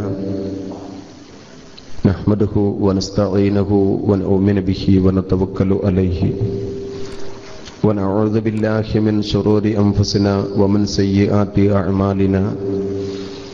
من يهده الله فلا مضل له ومن يضلله فلا هادي له. ونشهد أن لا إله إلا الله وحده لا شريك له ونشهد أن محمدا عبده ورسوله أرسله بالهدى ودين الحق ليظهره على الدين كله ولو كره المشركون. اللهم صل وسلم على رسولك سيدنا محمد وعلى آله وصحبه أجمعين. أما بعد، أعوذ بالله من الشيطان الرجيم. بسم الله الرحمن الرحيم. ومن أحسن قولا ممن دعا إلى الله وعمل صالحا وقال إنني من المسلمين. صدق الله العلي العظيم وصدق وبلغ رسوله النبي الكريم ونحن على ذلك من الشاهدين والشاكرين والحمد لله رب العالمين. സമാദരണീയനായ അധ്യക്ഷൻ, സുന്നി കൗൺസിലിന്റെ സർവാദരണീയനായ പ്രസിഡന്റ് ഡോക്ടർ വള്ളവട്ടൂർ അവർകളെ, സമസ്ത കേരള ജംഇയ്യത്തുൽ ഉലമയുടെ സെക്രട്ടറിയും സുന്നി യുവജന സംഘത്തിന്റെ സംസ്ഥാന ജനറൽ സെക്രട്ടറിയും പട്ടിക്കാട് ജാമിയ നൂരിയ അറബി കോളേജിന്റെ പ്രിൻസിപ്പളുമായ ഷെയ്ഖുന അവർകളെ, ബഹുമാനപ്പെട്ട SKSSFന്റെ അബുദാബി ഘടകത്തിന്റെ പ്രസിഡന്റ് തങ്ങളവർകളെ, ആദരണീയനായ ഉസ്താദ് മമ്മിക്കുട്ടി മുസ്ലിയാർ അവർകളെ, ബഹുമാനപ്പെട്ട സുന്നി കൗൺസിലിന്റെ ട്രഷറർ കരീം ഹാജി അവർകളെ, അഭിവന്ദനായ ഇസ്ലാമിക് സെന്ററിന്റെ പ്രസിഡന്റ് സെക്രട്ടറി മൊയ്തു ഹാജി അവർകളെ, മറ്റ് ബഹുമാന്യ നേതാക്കന്മാരെ, പ്രിയപ്പെട്ട പണ്ഡിതന്മാരെ, സുഹൃത്തുക്കളെ, സഹോദരന്മാരെ, അല്ലാഹു സുബ്ഹാനഹു തആല നമ്മുടെ ഈ മഹത്തായ സംരംഭത്തെ അനുഗ്രഹിക്കുമാറാവട്ടെ. ഇതുപോലെ അവന്റെ നിരവധി നിഅമത്തുകളെ കൊണ്ട് നിറക്കപ്പെട്ട ജന്നാത്തുൽ ഫിർദൗസിൽ അല്ലാഹു നമ്മയും നമ്മുടെ ബന്ധുമിത്രാദികളെയും നമ്മോട് ദുആ ചെയ്യാൻ വസിയ്യത്ത് ചെയ്തവരെയും നാം ഇഷ്ടപ്പെടുന്നവരെയും നമ്മെ പ്രിയം വെക്കുന്നവരെയും നമ്മുടെ അഭ്യുദയകാംക്ഷികളെയും ഒരുമിച്ച് കൂട്ടുമാറാവട്ടെ. ആമീൻ ബിറഹ്മതിക യാ അർഹമർ റഹീമീൻ. സമസ്ത കേരള ജംഇയ്യത്തുൽ ഉലമയുടെ 85ാം വാർഷിക മഹാസമ്മേളനം 2012 ഫെബ്രുവരി മാസം 23, 24, 25, 26 തീയതികളിലായി ചരിത്രപ്രസിദ്ധമായ മലപ്പുറത്തിന്റെ മണ്ണിൽ കൂരിയാട് വെച്ചുകൊണ്ട് നടക്കുകയാണ്. സമ്മേളനത്തിന്റെ പ്രചരണാർത്ഥം അബുദാബി സുന്നി കൗൺസിൽ സംഘടിപ്പിച്ചിട്ടുള്ള ഈ പ്രചരണ യോഗത്തിൽ മഹാനായ ഷെയ്ഖുനയുടെ കൂടെ പങ്കെടുക്കാൻ സാധിച്ചതിൽ അല്ലാഹു തആലയെ ഞാൻ ആദ്യമായി സ്തുതിക്കുന്നു. അൽഹംദുലില്ലാഹ്. ദീർഘമായ ഒരു പ്രസംഗം ഇവിടെ ആവശ്യമില്ല എന്ന തികഞ്ഞ ബോധം എനിക്കുണ്ട്. കുറഞ്ഞ സമയത്ത് മാത്രം സമസ്തയുടെ വർത്തമാനവും സമസ്ത സമ്മേളനത്തിന്റെ പ്രമേയത്തെയും അധികരിച്ചുകൊണ്ട് നിങ്ങളുമായി അല്പസമയം ചെലവഴിച്ചുകൊണ്ട് ഞാൻ അവസാനിപ്പിക്കും. സത്യത്തിന്റെ സാക്ഷികളാവുക എന്ന സമകാലികമായ ഒരു പ്രമേയത്തെ അധികരിച്ചുകൊണ്ടാണ് സമസ്തയുടെ 85ാം വാർഷിക സമ്മേളനം നടക്കുന്നത്. പരിശുദ്ധമായ ഇസ്ലാം മതത്തിന്റെ പ്രചരണം, അതാണ് സമസ്തയുടെ അടിസ്ഥാനപരമായ പ്രവർത്തന ലക്ഷ്യം. ഇസ്ലാം 21ാം നൂറ്റാണ്ടിൽ ഏറെ സ്വീകാര്യമായ മതമാണ് എന്ന് സർവാംഗീകൃതമായി കൊണ്ടിരിക്കുന്ന ഈ കാലഘട്ടം 2 മേഖലകളിൽ ചർച്ചകൾ ലോകത്ത് നടന്നുകൊണ്ടിരിക്കുകയാണ്. ഒരു ഭാഗത്ത് താത്വികമായി ഇസ്ലാമിനെ സ്വീകരിച്ചു കൊണ്ടിരിക്കുന്നു, മറുഭാഗത്ത് ഏകാധിപത്യത്തിന്റെയും സ്വച്ഛാധിപത്യത്തിന്റെയും ഭരണകൂടങ്ങളുടെ അസ്തമാനം കുറിക്കപ്പെടുന്നിടത്ത് ഇസ്ലാമിക പരിപ്രേക്ഷ്യമായി ജനാധിപത്യ രീതിയിൽ ഭരണ സംവിധാനം അറബ് ലോകങ്ങളിൽ മുല്ലപ്പൂവിപ്ലവമെന്ന ഓമന പേരിട്ടുകൊണ്ട് കുറ്റങ്ങളും പോരായ്മകളും മുടന്തുകളും ഉണ്ടെങ്കിൽ പോലും ശുഭോതർക്കിതമായ നല്ലൊരു ഉദയം ഇസ്ലാമിക പശ്ചാത്തലത്തിൽ വളർന്നുകൊണ്ടിരിക്കുന്നു. ഈ 2 സംഗതികളുടെയും മുമ്പിൽ ഇസ്ലാം ഏറെ ചർച്ച ചെയ്യപ്പെടുന്നത് സ്വാഭാവികമാണ്. താത്വികമായി ഇസ്ലാം മതത്തെ സ്വീകരിക്കപ്പെടുന്നു എന്നതിൻ്റെ ഒരു ചെറിയ ഉദാഹരണമാണ് സമകാലികതയുടെ സമസ്യയായ സാമ്പത്തിക പ്രതിസന്ധി. അറബ് രാജ്യങ്ങളെപ്പോലും പ്രതിസന്ധികളിലേക്ക് അകപ്പെട്ടേക്കുമോ എന്ന് തോന്നലുകളിൽ ഇസ്ലാമിന്റെ യഥാർത്ഥ തനിമ നഷ്ടപ്പെടുന്നിടത്ത് പ്രതിസന്ധികൾ അഭിമുഖീകരിച്ചുകൊണ്ടിരിക്കുന്നു എന്ന ഒരു സത്യം ലോകത്തിന് മുമ്പിൽ ഇന്ന് കേട്ടുകൊണ്ടിരിക്കുകയാണ്. സാമ്പത്തിക പ്രതിസന്ധി പലിശയുടെ കൂത്തരങ്കാണ് എന്നും ബ്ലേഡ് എന്ന മാഫിയ ചില ആളുകൾ പിടിച്ചടക്കിയതോടുകൂടി സാമ്പത്തികമായി ഒരു വിഭാഗത്തിന്റെ കൈകളിൽ സമ്പത്ത് കേന്ദ്രീകരിക്കപ്പെടുന്നതുകൊണ്ട് മനുഷ്യനിൽ അസമത്വവും സാമൂഹ്യ അനീതിയും നടന്നുകൊണ്ടിരിക്കുകയാണ്. എന്നാൽ ഇസ്ലാമിന്റെ മാത്രമാണ് സാമ്പത്തിക പ്രതിസന്ധി പരിഹരിക്കുക എന്ന് ലോകം സർവ്വവ്യാപകമായി വിളിച്ചു പറഞ്ഞുകൊണ്ടിരിക്കുകയാണ്. 1991 ഇന്ത്യ അമേരിക്കയുടെ നിയന്ത്രണത്തിലുള്ള ഇന്റർനാഷണൽ മോണിറ്ററി ഫണ്ട് എന്ന IMF-ൽ നിന്നുകൊണ്ട് 100 കോടി രൂപ കടം വാങ്ങിയ സംഖ്യ ഇന്ത്യ തിരിച്ചെടുത്തു. പക്ഷേ അത് പലിശ മാത്രമായി ഇന്ത്യ പെട്ടു. പരിഹാരമാർഗം എന്തുണ്ടെന്ന് പറഞ്ഞപ്പോൾ ഒരുപാട് നിർദ്ദേശങ്ങൾ ഇന്ത്യയുടെ മുമ്പാകെ കടന്നു വന്നു. ഇന്ത്യ അന്ന് ഭരിച്ചിരുന്നത് ഇന്ത്യയുടെ പ്രധാനമന്ത്രി നരസിംഹറാവും ധനകാര്യ വകുപ്പ് മന്ത്രി മൻമോഹൻ സിംഗുമാണ്. അവർ ഘാട്ട് കരാറിൽ ഏർപ്പെട്ടുകൊണ്ടാണ് IMF-ൽ നിന്നുകൊണ്ട് 100 കോടി കടം വാങ്ങിയത്. ഇന്ത്യ വീണ്ടും കടബാധ്യതയിലേക്ക് കൂപ്പുകുത്തുകയായിരുന്നു. പരിഹാരമാർഗം നിർദ്ദേശിച്ച കൂട്ടത്തിൽ ഒരു വേറിട്ട ശബ്ദം മലയാളിയായ ഒരു സാമ്പത്തിക വിചക്ഷണൻ MP നാരായണപിള്ള മുന്നോട്ട് വെച്ചു. അദ്ദേഹം പറഞ്ഞു, ഒരു പരിഹാരമാർഗമേ ഉള്ളൂ. ഇപ്പോഴുള്ള കടബാധ്യത ക്രമേണ കുറച്ചുകൊണ്ടുവരാനും ഇനി ഇന്ത്യ അടക്കം മറ്റു രാജ്യങ്ങൾ കടബാധ്യതയിൽ കൂപ്പുകുത്താതിരിക്കാനും ഒരേ ഒരു മാർഗം ഇസ്ലാമിക സാമ്പത്തിക രീതി അവലംബിക്കുകയാണ്. ഇസ്ലാമിക ബാങ്കിംഗ് സംവിധാനം ലോകത്താകമാനം കൊണ്ടുവരികയാണ്. അതിന് ഇന്ത്യ ഭരിക്കുന്ന പ്രധാനമന്ത്രി നരസിംഹറാവും ധനകാര്യ വകുപ്പ് മന്ത്രി മൻമോഹൻ സിംഗും ഞങ്ങളുടെ നാടായ മലപ്പുറത്തെ പൊന്നാനി പള്ളിയിൽ വന്നുകൊണ്ട് തൊപ്പിയിട്ട് മാപ്പിളയായി ഇന്ത്യ ഭരിക്കട്ടെ, എങ്കിൽ ഇന്ത്യക്ക് രക്ഷപ്പെടാം. 1991 ആഗസ്റ്റ് 11 ഇന്ത്യൻ എക്സ്പ്രസും ഹിന്ദുവും കലാകൗമുദിയും ഇത് സ്വീകരിച്ചു.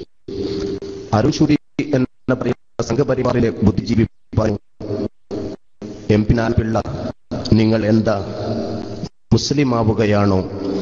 ഈ രാജ്യം ഇസ്ലാമിന് തീരെഴുതി കൊടുക്കുകയാണോ എന്ന്.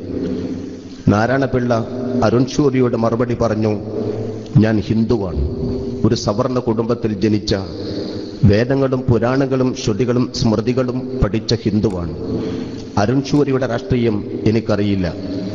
ഒരു സത്യം എനിക്കറിയാം, രക്ഷപ്പെടാൻ ഇസ്ലാമാണ് ഒരു പുൽക്കൊടി എങ്കിൽ അത് പിടിക്കാൻ മുങ്ങി മരിക്കുന്നവന് മടിയുണ്ടാവേണ്ടതില്ല.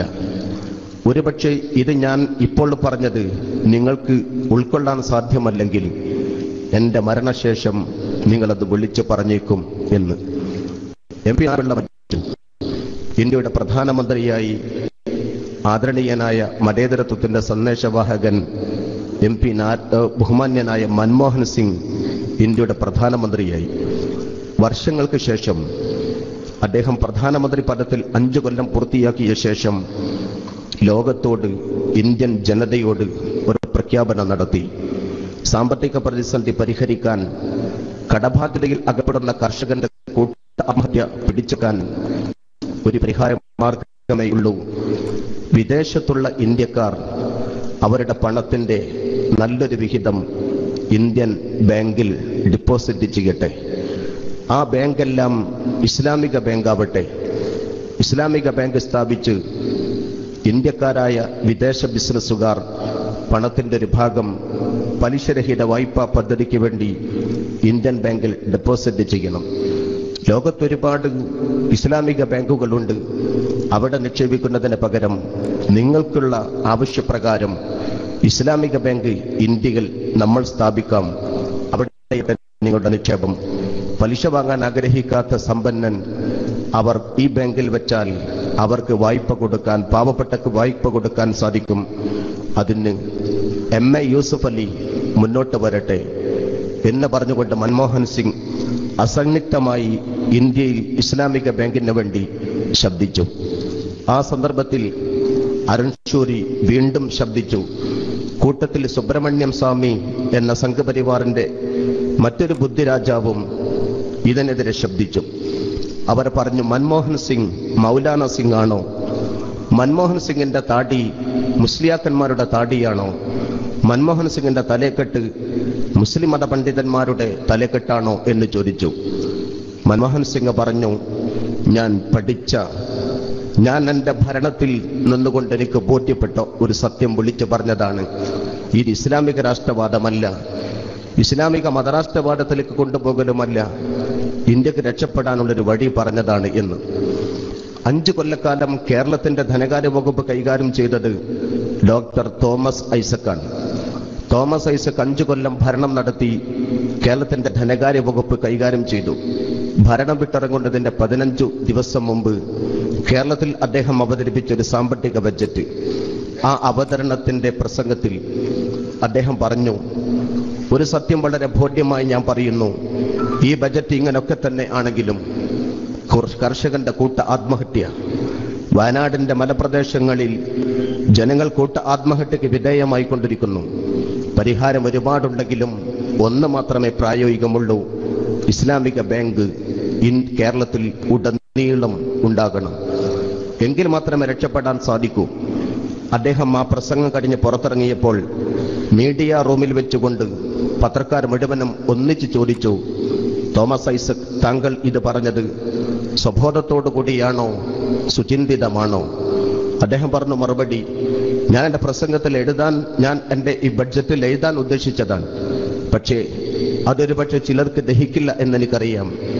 എന്നാലും ഞാൻ പറയുന്നു, 5 കൊല്ലത്തെ എൻ്റെ പഠനം, ധനകാര്യ വകുപ്പിൽ എനിക്ക് പഠിപ്പിച്ച പാഠം, കർഷകന്റെയും തൊഴിലാളി വർഗത്തിന്റെയും പ്രതിസന്ധിയെ പരിഹരിക്കണമെങ്കിൽ ഇസ്ലാമിക സാമ്പത്തിക രീതി കേരളത്തിൽ ആകമാനം കൊണ്ടുവരണം എന്ന്.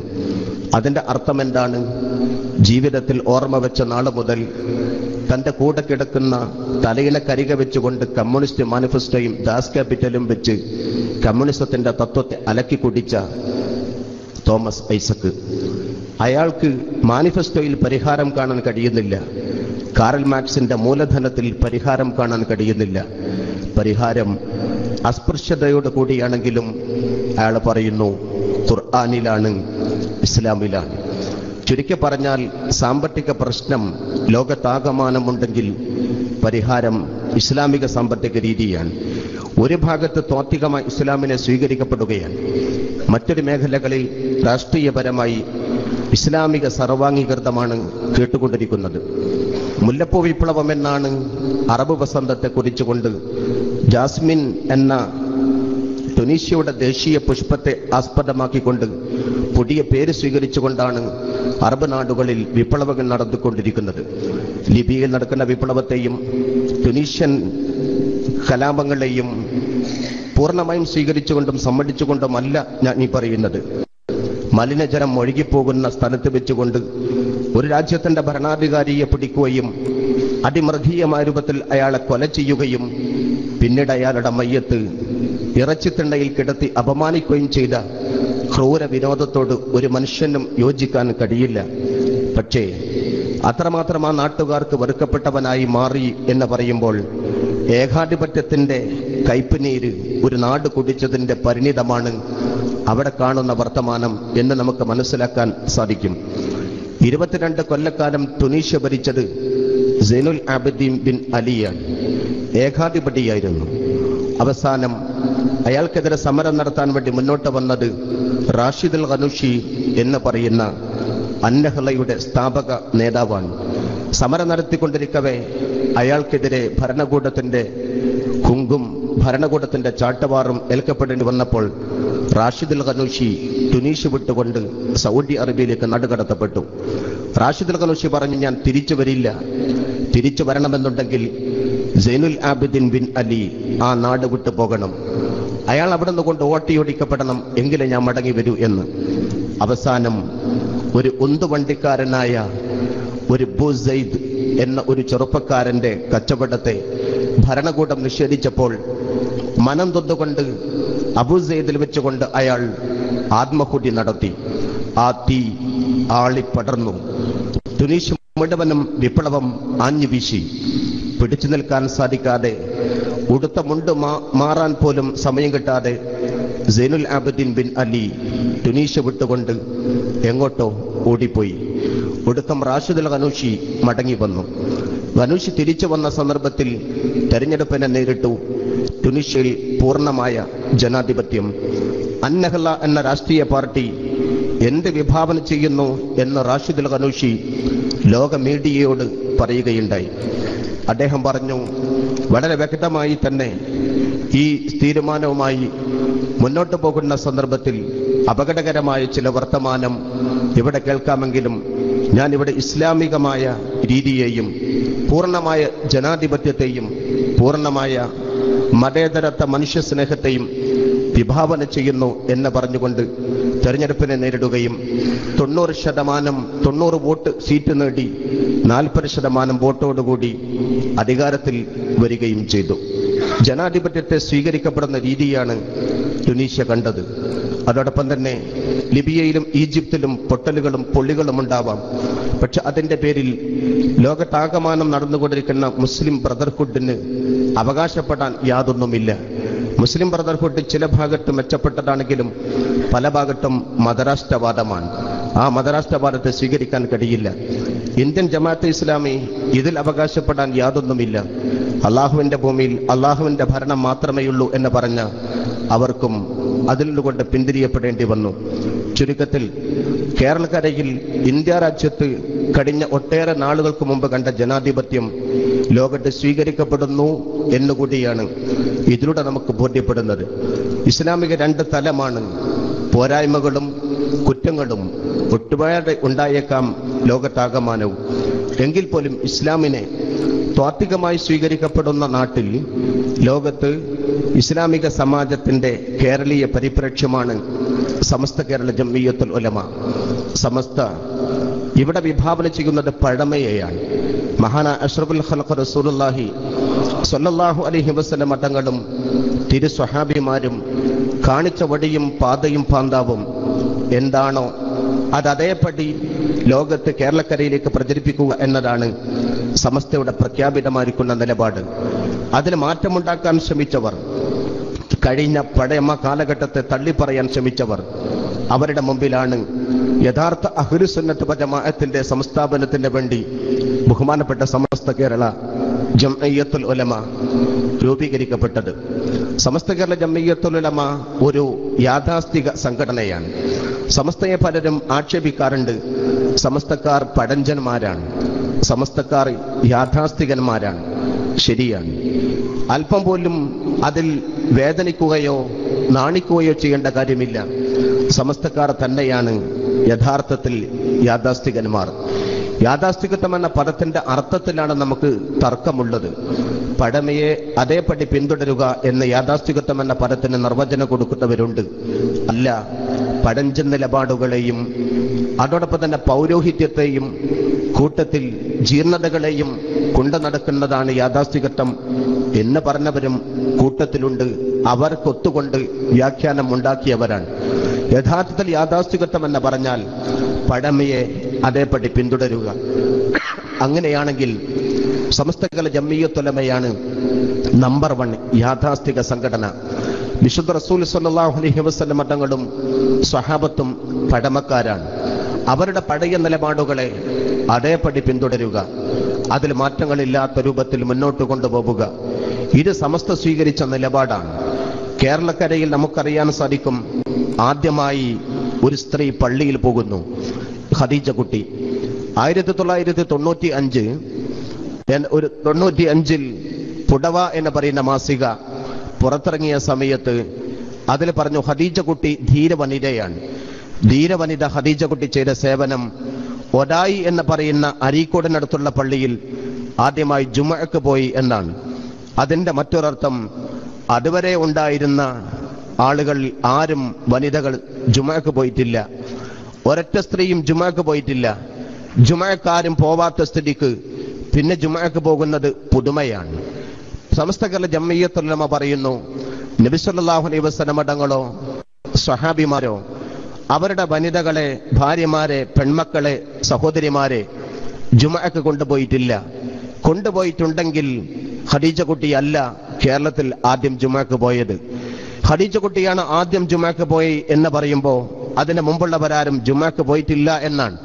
ഇതിന്റെ അർത്ഥം സമസ്ത യാഥാസ്ഥിക സംഘടനയാണ്, അത് പഴമയെ പിൻപറ്റുകയാണ്. അതുകൊണ്ട് തന്നെ യാഥാസ്ഥിക എന്ന 1000 തവണ ഒരു സുന്നിയെ പരിഹസിക്കാൻ ആര് വിളിച്ചാലും 1001ാമത്തെ തവണ അത് കേൾക്കാൻ കാതു കൂർപ്പിച്ചു വെക്കുന്നവനാണ് അഭിമാനമുള്ള സുന്നി. നമ്പർ 1 യാഥാസ്ഥികന്മാർ നമ്മളാണ്. പക്ഷെ അത് നവോത്ഥാനത്തിനെതിരല്ല. നവോത്ഥാനം എന്നതിനെ ഇതിന്റെ വിപരീത പദമായി ചിലർ ഉദ്ധരിക്കാറുണ്ട്. ഒരിക്കലും നവോത്ഥാനം യാഥാസ്ഥികം എന്ന പദത്തിന്റെ വിപരീതമല്ല, അതിന്റെ കൂട്ടിച്ചേർക്കേണ്ട സമവാക്യമാണ് നവോത്ഥാനം. ഈ നവോത്ഥാനം കേരളത്തിൽ നിർവഹിച്ചിട്ടുള്ളത് സമസ്ത കേരള ജംഇയ്യത്തുൽ ഉലമയും സുന്നികളുമാണ്. ലോകത്ത് നവോത്ഥാനം നിർവഹിച്ചത് സുന്നികളാണ്. ഉദാഹരണമായി നമുക്കറിയാൻ സാധിക്കും, സ്ത്രീകളുടെ വിഷയത്തിലും നവോത്ഥാനം സമസ്തയിലൂടെയാണ് നിർവഹിച്ചത്. എഴുത്തും വായനയും പഠിക്കാൻ പാടില്ല എന്ന് പറഞ്ഞ സമസ്തക്കാർ സ്ത്രീകളെ പാർശ്വവൽക്കരിച്ചു എന്ന് എതിർക്കാൻ വേണ്ടി പറയുന്നവരുണ്ട്. ഒരു തരിമ്പിന്റെ ഷീട്ട് പോലും തെളിവായി ഉദ്ധരിക്കാൻ അത്തരക്കാർക്ക് ഇന്ന് വരെ സാധിച്ചിട്ടില്ല. പഠിക്കണ്ട എന്ന് പറഞ്ഞിട്ടില്ല. എന്നാൽ സ്ത്രീയുടെ നവോത്ഥാനം എന്നതുകൊണ്ട് ഉദ്ദേശിക്കുന്നത് എന്താ? സ്ത്രീകളുടെ സ്വാതന്ത്ര്യം എന്നതുകൊണ്ട് ഉദ്ദേശിക്കുന്നത് എന്താ? ഷവറിന്റെ ചുവട്ടിൽ നഗ്നതായി ഉടുമുണ്ടൊടിഞ്ഞുകൊണ്ട് പ്രദർശന വസ്തുവായി തിമർത്താടി കുളിച്ചു കാണിച്ച് പരസ്യത്തിന് വേണ്ടി കാശ് കൂട്ടിക്കൊടുക്കുന്നതല്ല സ്ത്രീ നവോത്ഥാനം. ഗ്ലസറിനടിച്ചുകൊണ്ട് കണ്ണീര് വാഴ്ത്തി കരഞ്ഞ് സീരിയൽ അഭിനയിക്കുന്നതല്ല സ്ത്രീ സ്വാതന്ത്ര്യം. കണ്ടമിടറി ശബ്ദമുഖരിതമായി പരസ്യമായി കൊണ്ട് സെക്രട്ടേറിയറ്റ് വളഞ്ഞുകൊണ്ട് മുദ്രാവാക്യം വിളിച്ച് ആളാവാൻ ശ്രമിക്കലല്ല സ്ത്രീ നവോത്ഥാനം. പ്രഗത്ഭനായ സിവിക് ചന്ദ്രൻ എന്ന പത്രപ്രവർത്തകൻ അദ്ദേഹം പറയുന്നു, പാഠഭേദം എന്നൊരു പ്രസിദ്ധീകരണത്തിലൂടെ ലോകത്തെ സ്ത്രീ നവോത്ഥാനം ഇസ്ലാമിക പക്ഷത്ത് സുന്നികളിലൂടെ കാണാൻ സാധിക്കൂ എന്ന്. എന്താണ് അതിന്റെ തെളിവ്? ആത്മീയ ചക്രവാളത്തിലെ അഗ്രേസരികളായ മഹിളകളെ അനുധാവനിച്ചതുകൊണ്ട് ജീവിക്കാനും അവരെ ഇടയാളകളാക്കി ദൈവത്തോട് സാമീപ്യം ആഗ്രഹിക്കാനും ഉയർത്തിക്കൊണ്ടുവരാൻ സ്ത്രീകൾക്ക് മഹത്വം കൊടുക്കുന്നത് സുന്നികളാണ്. നഫീസത്തുൽ മിസ്രിയെയും റാബിയത്തുൽ അദവിയെയും വാഴ്ത്തപ്പെടുന്നതും പുകഴ്ത്തപ്പെടുന്നതും അനുകരിക്കപ്പെടേണ്ടവരാണ് എന്ന് പറയുന്നതും സുന്നികൾ മാത്രമാണ്. ബീവി നഫീസത്തുൽ മിസ്രിയ റളിയല്ലാഹു അൻഹ, റാബിയത്തുൽ അദവിയ റളിയല്ലാഹു അൻഹ, ആ രണ്ട് മഹിളകളെ ഉദ്ദേശിച്ചുകൊണ്ടാണ് സിവിക് ചന്ദ്രൻ പറയുന്നത്, ഒരു കാലഘട്ടത്തിന്റെ ജീവിതത്തെ മുഴുവനും കോർത്തിണക്കി അതിന്റെ പേരിൽ സാഹിത്യം ഇറക്കുകയും ആ സാഹിത്യത്തെ ലോകത്തിൽ അവതരിപ്പിക്കുകയും കോർത്തിണക്കപ്പെട്ട മാലയായി നഫീസ മാല രചിക്കുകയും ആ നഫീസത്ത് മാല പാടുന്നത് പുണ്യമാണെന്ന് പറയുകയും ചെയ്യുന്നവർ സുന്നികളാണെങ്കിൽ സ്ത്രീയുടെ പേരിൽ കവിത എഴുതാൻ നദുവർത്തുകാർക്ക് കഴിഞ്ഞിട്ടില്ല. സ്ത്രീകളുടെ പേരിൽ കവിതകൾ പാടാൻ ജമാഅത്തുകാർക്ക് കഴിഞ്ഞിട്ടില്ല. അതിന് സുന്നികൾക്ക് കഴിഞ്ഞിട്ടുള്ളൂ. അതുകൊണ്ട് പെണ്ണെഴുത്ത് എന്ന് പറഞ്ഞുകൊണ്ട് സാഹിത്യത്തെ പാർശ്വവൽക്കരിക്കുന്ന കാലത്ത് സമൂഹത്തിന്റെ മുഖ്യധാരയിലേക്ക് സ്ത്രീയുടെ അസ്തിത്വം സ്ഥാപിക്കുന്നത് സുന്നികളാണ്. അവിടെയാണ് സ്ത്രീ നവോത്ഥാനം സുന്നികളിലൂടെ കാണാൻ കഴിയും എന്ന് സിവിക് ചന്ദ്രന്റെ വിലയിരുത്തൽ. ദീർഘമായി നമുക്ക് ആ കാര്യത്തിലൂടെ പോകേണ്ടതുണ്ട്, പക്ഷെ സമയമില്ല. സ്ത്രീ നവോത്ഥാനം സുന്നികളാണ് നിർവഹിച്ചത്. ഇനി മറ്റേതൊരു നവോത്ഥാനമാണ്? സാഹിത്യമാണോ? സാഹിത്യം കേരളത്തിൽ ഏതാണ് ഏറ്റവും നല്ലത്? 4 നൂറ്റാണ്ട് കഴിഞ്ഞ 405 കൊല്ലത്തെ പഴക്കമുള്ള മുഹീദ്ദീൻ മാല, മഹാനായ ഖാലി മുഹമ്മദ് റഹ്മത്തുള്ളാഹി അലൈഹി മഹാനവർകൾ രചിച്ചിട്ടുള്ള മുഹീദ്ദീൻ മാല, ആ മുഹീദ്ദീൻ മാലക്ക് 405 കൊല്ലത്തെ പഴക്കമുണ്ട്. 400ാം വാർഷികം മലപ്പുറം ജില്ലയിലെ കൊണ്ടോട്ടി മഹാകവി മൊയ്ൻകുട്ടി വൈദ്യർ സ്മാരക ഓഡിറ്റോറിയത്തിൽ വെച്ചുകൊണ്ട് അന്നത്തെ സർക്കാർ അത്യാഹ്ലാദപൂർവം ആചരിച്ചപ്പോൾ പ്രഗത്ഭരായ കേരളത്തിലെ ഇരുത്തമണ്ണ സാഹിത്യകാരന്മാർ ഒന്നിച്ചു പറഞ്ഞൊരു വർത്തമാനമുണ്ട്. കേരളത്തിൽ ഇന്നേ വരെ മുഹീദ്ദീൻ മാലയ്ക്ക് പകരം വെക്കാൻ ഒരു സാഹിത്യവും വിരചിതമായിട്ടില്ല. കൂട്ടത്തിൽ പറഞ്ഞു, പാംസു സ്നാനത്തിന് കടിയില്ല വള്ളത്തോളിന്റെ, അതോടൊപ്പം തന്നെ ജ്ഞാനപാനത്തിന് കടിയില്ല പൂന്താനത്തിന്റെ, അതിനൊന്നും കടിയില്ല മുഹിദ്ദീൻ മാലയോട് നെഞ്ചുവിരിച്ച് മത്സരിക്കാൻ. അപ്പോഴും നമ്പർ 1 മുഹിദ്ദീൻ മാലയാണ്. മുഹിദ്ദീൻ മാല ഷിർക്കെന്ന് പറയുന്ന നെടുവത്തുകാർക്ക് സാഹിത്യത്തെ പകരം വെക്കാൻ മറ്റൊന്ന് ഇന്ന് വരെ കൊണ്ടുവരാൻ കഴിയാത്തവരാണ്. മുഹിദ്ദീൻ മാല അവർക്ക് ഷിർക്കായിരിക്കാം, പക്ഷെ മഹാനായ ഖാലി മുഹമ്മദ് റളിയല്ലാഹു അൻഹു രചിച്ച ഫതുഹുൽ മുബീൻ, ആ ഫതുഹുൽ മുബീന്റെ പരിഭാഷ നെടുവത്തിന്റെ പ്രസിദ്ധീകരണമായ യുവത പ്രസിദ്ധീകരിച്ചിരിക്കുകയാണ്. ഫതുഹുൽ മുബീൻ പറയാനുള്ള കാരണം, പോരാട്ടത്തിന്റെ വീരേതിഹാസ കഥകളെ സമന്വയിപ്പിച്ചുകൊണ്ട് അവതരിപ്പിച്ച സാഹിത്യത്തെ അവർക്ക് ആവശ്യമാണ്. പക്ഷേ തവസ്സുലും ഇസ്തിഗാസയും ഉണ്ടായതുകൊണ്ട് ആ മഹാനുഭാവൻ തന്നെ എഴുതിയ ഖാലി മുഹമ്മദ് റളിയല്ലാഹു അൻഹു എഴുതിയ മുഹിദ്ദീൻ മാലക്ക് അവർക്ക് അസ്പൃശ്യതയാണ്. അതേപോലെ തന്നെ ഫതുഹുൽ മുഈൻ ചിലർക്ക് സ്വീകാര്യമല്ല. സൈനുദ്ദീൻ മഖ്ദൂം തങ്ങളുടെ ഫതുഹുൽ മുഈൻ കാണുമ്പോൾ ചില ആളുകൾക്ക് അസ്വസ്ഥതയാണ്. അതേ മഹാനായ സൈനുദ്ദീൻ മഖ്ദൂം തങ്ങൾ എഴുതിയ മറ്റൊരു കിതാബാണ് തുഹ്ഫത്തുൽ മുജാഹിദീൻ. തുഹ്ഫത്തുൽ മുജാഹിദീൻ അധിനിവേശ ശക്തികളോടും മാടമ്പികളോടും സമരം നടത്താൻ വേണ്ടി വിശുദ്ധ മുഅ്മിനീങ്ങളെ പ്രേരിപ്പിച്ച ബ്രിട്ടീഷ് വിരുദ്ധ സമരത്തിന്റെ ഘാതയ്ക്ക് വേണ്ടി ജനങ്ങളെ പ്രേരണം നൽകിയിട്ടുള്ള പുസ്തകമാണ്, കിതാബാണ്. അതുകൊണ്ട് ജമാഅത്തെ ഇസ്ലാമി ആ കിതാബിനെ സംബന്ധിച്ചുകൊണ്ട് ഒരു ക്യാമ്പയിൻ നടത്തി, തുഹ്ഫത്തുൽ മുജാഹിദീൻ പുനർവായന എന്ന പ്രമേയത്തിൽ. പക്ഷെ ബഹുമാനപ്പെട്ടവരുടെ ഫതുഹുൽ മുഈൻ അവർക്ക് ആവശ്യമില്ല. എന്നാൽ ഈ 4 ഗ്രന്ഥവും സുന്നികളുടെ സംഭാവനയാണ്.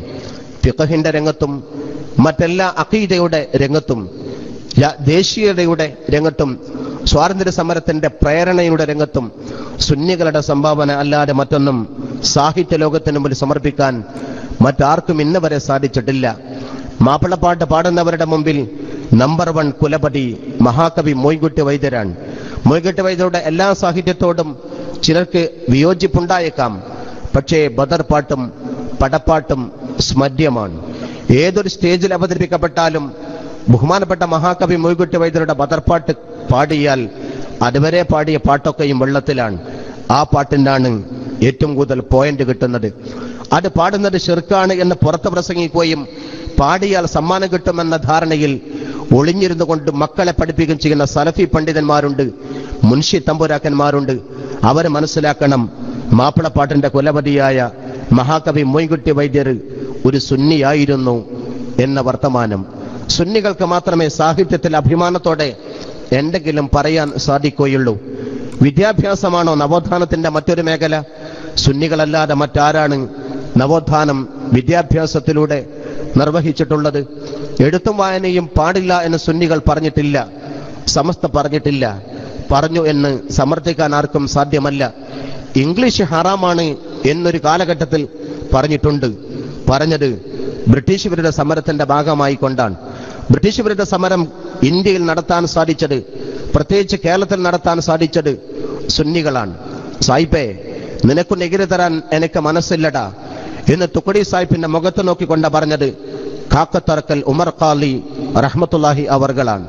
മഹാനായ ഉമർ ഖാലി ഖദസല്ലാഹു സിർറഹുൽ അസീസ്, ആ കാക്കത്തറക്കൽ ഉമർ ഖാലിയ പറഞ്ഞത്, സായിപ്പേ നിനക്കു ഞാൻ നികുതി തരില്ല എന്ന്. അദ്ദേഹത്തെ ചാവക്കാട് തുക്കടി ഓഫീസിലേക്ക് തുക്കടി സാഹിബ് ക്ഷണിച്ചു. ക്ഷണം സ്വീകരിച്ചുകൊണ്ട് ഉമർ ഖാലി ചെന്നു. അന്ന് ചില മാമൂലും മര്യാദയുമുണ്ട്. ഒരു ബ്രിട്ടീഷ് ഓഫീസിലെ കടക്കണമെന്നുണ്ടെങ്കിൽ പുറമെ നിന്നുകൊണ്ട് ചോദിക്കണം, may I coming sir, may I sit sir, ഞാൻ കടക്കട്ടെ സർ, ഞാൻ ഇരിക്കട്ടെ സർ. അതൊക്കെ ചോദിച്ച് സമ്മതം കിട്ടിയാലേ ഒരു ഇന്ത്യക്കാരന് ബ്രിട്ടീഷ് ഓഫീസിലേക്ക് കടക്കാൻ പറ്റൂ. ഉമർ ഖാലി ഒരു സേറും അഞ്ഞാഴിയും വിളിച്ചില്ല. നേരെ കടന്നു ചെന്നുകൊണ്ട് കസേര വലിച്ചു കൊണ്ടുകൊണ്ട് സായിപ്പിന്റെ നേരെ പുറത്തിരുന്നു. അത് കണ്ടപ്പോൾ ഉമർ ഖാലി സായിപ്പിനെ കാണുന്നു. 2 കാലും ഷൂട്ട കാല് മേശപ്പുറത്ത് കെട്ടിവെച്ചിരിക്കുന്നു. സായിപ്പ് കിബറിന്റെ ആരൂപം. അതവന് കിബറാണെന്ന് ബോധ്യപ്പെടുത്തി കൊടുക്കണമെങ്കിൽ അതേ രൂപത്തിൽ മറ്റൊരു കാലം ഞാനും എടുത്തു വെക്കട്ടെ. മഹാന ഉമർ ഖാലി കാലെടുത്തുകൊണ്ട് നേരെ അഭിമുഖമായി കൊണ്ടുവച്ചു. ഉമർ ഖാലി ചോദിച്ചു, ഹു ആർ യു? ഞാൻ കാക്കത്തറക്കലെ ഉമർ ഖാസി അല്ല സായിപ്പേ, ഉമർ ഖാലി. അങ്ങനെ പറ, എങ്കിലേ ഞാനാകൂ. നിങ്ങളാണോ ഞങ്ങൾക്ക് നികുതി തരാൻ പാടില്ല എന്ന് പറഞ്ഞത്? ഉമർ ഖാലിയോട് സായിപ്പിന്റെ ചോദ്യം. ഉമർ ഖാലി പറഞ്ഞു, അതെ, ഞാനാ പറഞ്ഞ നികുതി തരാൻ പാടില്ല എന്ന്. എന്താ നിങ്ങൾ അങ്ങനെ പറയാനുള്ള കാരണം? എന്തിനാ നിനക്ക് ഞങ്ങൾ നികുതി തരുന്നത്? ഈ മണ്ണ് എന്റെ പൊക്കിൽ കൊടി വീണ് ലയിച്ചു ചേർന്ന മണ്ണാണ്. ഇവിടെ ഞാനും എന്റെ നാട്ടുകാരും പാർക്കാൻ അധിനിവേശിയായ നിനക്ക് എന്തിനാ നികുതി തരുന്നത്? നീതിയല്ല നിന്റെ ആ ചോദ്യം. അതുകൊണ്ട് അനീതിക്ക് കൂട്ടുനിൽക്കാൻ ഞങ്ങൾക്ക് പറ്റില്ല സാഹിബേ. ഇട പറഞ്ഞപ്പോൾ അയാൾ ഇംഗ്ലീഷിൽ പുലഭ്യം പറയാൻ വേണ്ടി തുടങ്ങി. കുറെ സമയം പുലഭ്യം കേട്ടപ്പോൾ ഉമർഖാലി തന്റെ സ്വതസിദ്ധമായ ഇംഗ്ലീഷ് പുറത്തെടുത്തു. മാതാ തക്കൂലിയ ബത്വാൽ, തെമ്മാടി ജത്താണ്ണി പറഞ്ഞത് എന്ന് ചോദിച്ചുകൊണ്ട് ഉമർഖാലി മുഷ്ടി ചുരുട്ടിക്കൊണ്ട് സായിപ്പിന്റെ നെഞ്ചിന് നേരെ ഒരൊറ്റ ഇടികൊണ്ട സായിപ്പ് മലർന്നു കെട്ടി വീണ് കിടക്കുന്ന സായിപ്പ് പറഞ്ഞു, യു ആർ അണ്ടർ അറസ്റ്റ്. ഉമർഖാലി പറഞ്ഞു, അറസ്റ്റ് ഇല്ലേ? ഞാനത് വരിക്കാനാ വന്നത്. എന്റെ കൈക്കാമ വെച്ചുകൊണ്ട് നിന്റെ പോലീസിനോട് കൊണ്ടുപോകാൻ വേണ്ടി പറ. പോലീസിന്റെ കയ്യാമ വെക്കാൻ ധൈര്യം വന്നില്ല. വിറച്ചുകൊണ്ട് പോലീസിന്റെ കയ്യിൽ നിന്ന് ചങ്ങല വീണുപോയി. ഒടുക്കം സായിപ്പ് പറഞ്ഞു, ആമം വെക്കണ്ട, നടന്നാൽ മതി കോഴിക്കോട്ട് സബ് ജയിലിലേക്ക്. കോഴിക്കോട്ട് പുതിയ സബ് ജയിലിലേക്ക് ഉമർഖാലി പറഞ്ഞു, ഇവിടെ നിന്ന് മൈലീസ് ധാരാളമുണ്ട്, നടക്കാൻ ഈ ഉമറിന് ആരോഗ്യമുണ്ട്, 10 തവണ ഒന്നിച്ച് ഞാൻ നടക്കും. പക്ഷേ മനസ്സില്ല നടക്കാൻ. എന്തുകൊണ്ട്? ഞാൻ നിന്റെ ആഫീസിൽ വന്നുകൊണ്ട് അറസ്റ്റ് വരിച്ചവനാ. വേണമെങ്കിൽ നീ എന്നെ അറസ്റ്റ് ചെയ്ത് നിന്റെ പോലീസിനോട് മഞ്ചലിലേറ്റി കൊണ്ടുപോയിക്കൊള്ളാൻ പറ, അല്ലാതെ നടക്കില്ല ഞാൻ. ഒടുക്കം 4 പോലീസുകാർ ചേർന്നുകൊണ്ട് മഞ്ചലിലേറ്റിയ ഉമർഖാലിയെ കോഴിക്കോട് പുതിയ സബ് ജയിൽ കൊണ്ടുവന്ന് അടച്ചത്. ഉമർഖാലി ജയിലിനകത്താണ്. പക്ഷെ അന്ന് പാതിരാ സമയം കഴിഞ്ഞപ്പോൾ ഉമർഖാലി ജയിലിന് പുറത്താണ്. എവിടെ പോയി ഉമർഖാലി? കമ്പി വളഞ്ഞിട്ടില്ല, മേൽപ്പുര പൊങ്ങിയിട്ടില്ല, അണ്ടർഗ്രൗണ്ട് ഉണ്ടാക്കിയിട്ടില്ല, ചുമർ ഭിത്തി തകർന്നിട്ടില്ല, പൂട്ട് പൊട്ടിയിട്ടില്ല. പിന്നെവിടെ? ഉമർഖാലി ജയിലിന് പുറത്ത് മമ്പറം സയ്യിദ് അലവി തങ്ങളുമായി കൊണ്ട് സംസാരിക്കുന്നു. മടങ്ങി വരുന്നു. ഉമർഖാലിക്ക് തോന്നുമ്പോൾ ജയിലിന് പുറത്ത്, തോന്നുമ്പോൾ ജയിലിനകത്ത്. പിന്നെന്ത് ജയില? ഒടുക്കം പാറാവുകാർ പറഞ്ഞു, മേലാധികാരികളോട് ഇയാളെ ജയിലിൽ പൂട്ടിയിട്ടൊരു കാര്യമില്ല. ഒടുക്കം സായിപ്പ് തുറന്നുവിടാൻ കൽപ്പന കൊടുത്തു. ബ്രിട്ടീഷുകാരന്റെ കാരാഗ്രഹത്തിന് പോലും പിടിച്ചു പൂട്ടാൻ പറ്റാത്ത ജീവിതത്തിന്റെ ഉടമകളാണ് അള്ളാഹുവിന്റെ ഔലിയാക്കന്മാർ. ആ ഔലിയാക്കന്മാർ പൂർണ്ണമായും സുന്നികളാണ്. ബ്രിട്ടീഷ് വിരുദ്ധ സമരത്തിന്റെ വീരേതിഹാസം കുറിച്ചത് അവരാണ്. ആ കൂട്ടത്തിൽ നമുക്ക് കാണാൻ സാധിക്കും, ബ്രിട്ടീഷ് വിരുദ്ധ സമരത്തിന്റെ കാലഘട്ടത്തിൽ മഹാത്മാഗാന്ധിയുടെ പ്രഖ്യാപനം. അദ്ദേഹം പറഞ്ഞു, ബ്രിട്ടീഷുകാരന്റെ വേഷം നമുക്ക് വേണ്ട, അവന്റെ സംസ്കാരം നമുക്ക് വേണ്ട, അവന്റെ ഉൽപ്പന്നങ്ങളും നമുക്ക് ആവശ്യമില്ല. അതാണ് നിസ്സഹകരണ പ്രസ്ഥാനം. ആ പ്രസ്ഥാനത്തെ കേരളത്തിലെ ആലിമീങ്ങൾ ഒരു പേരിട്ടു, അറബിയിൽ തർക്കുൽ മൊവാലാത്ത്. ആ പേരിട്ടുകൊണ്ട് പറഞ്ഞു, ബ്രിട്ടീഷുകാരന്റെ വേഷം മാത്രമല്ല, ഭാഷയും നമുക്ക് വേണ്ട. അത് പ്രഖ്യാപിക്കാൻ വേണ്ടി ആലിമീകൾ മുന്നോട്ട് വന്നു. ഇടയ്ക്ക് വെച്ചാണെങ്കിലും ഇംഗ്ലീഷ് ഹറാമാണെന്ന് ചില പണ്ഡിതന്മാരെങ്കിലും പറയേണ്ടി വന്നത് ബ്രിട്ടീഷ് വിരുദ്ധ സമരത്തിന്റെ ഭാഗമായാണ്, വിദ്യാഭ്യാസത്തോടുള്ള വിമുഖതയല്ല എന്ന് ചരിത്രം പഠിക്കുന്നവർക്ക് അറിയാൻ സാധിക്കണം. ഏറനാട് വള്ളവനാട് താലൂക്കുകളുടെ മല വാസനിച്ചാൽ മണക്കുന്നത് മണ്ണല്ല, ചോരയാണ്. മാപ്പിള കൊടുത്ത ചോര. വാര്യകുന്നത്ത് കുഞ്ഞഹമ്മദാജിയും ആലി മുസ്ലിയാരും കുഞ്ഞലവിയും ലവക്കുട്ടിയും കുഞ്ഞിപ്പോക്കരും അത്തഗുരുക്കളും എല്ലാം ചിന്തിയ ചോര ഈ രാജ്യത്തിന് വേണ്ടിയാണ്. കുടുംബത്തിന്റെ പിതൃത്വം അവകാശപ്പെട്ടുകൊണ്ടല്ല, അവർ താമസിക്കുന്ന വീടിന്റെ ആധാരം തേടിയല്ല, ജനിച്ച മണ്ണിന്റെ മൗലികാവകാശമായ സ്വാതന്ത്ര്യത്തിന് വേണ്ടി പടപൊരുതിയതാണ്.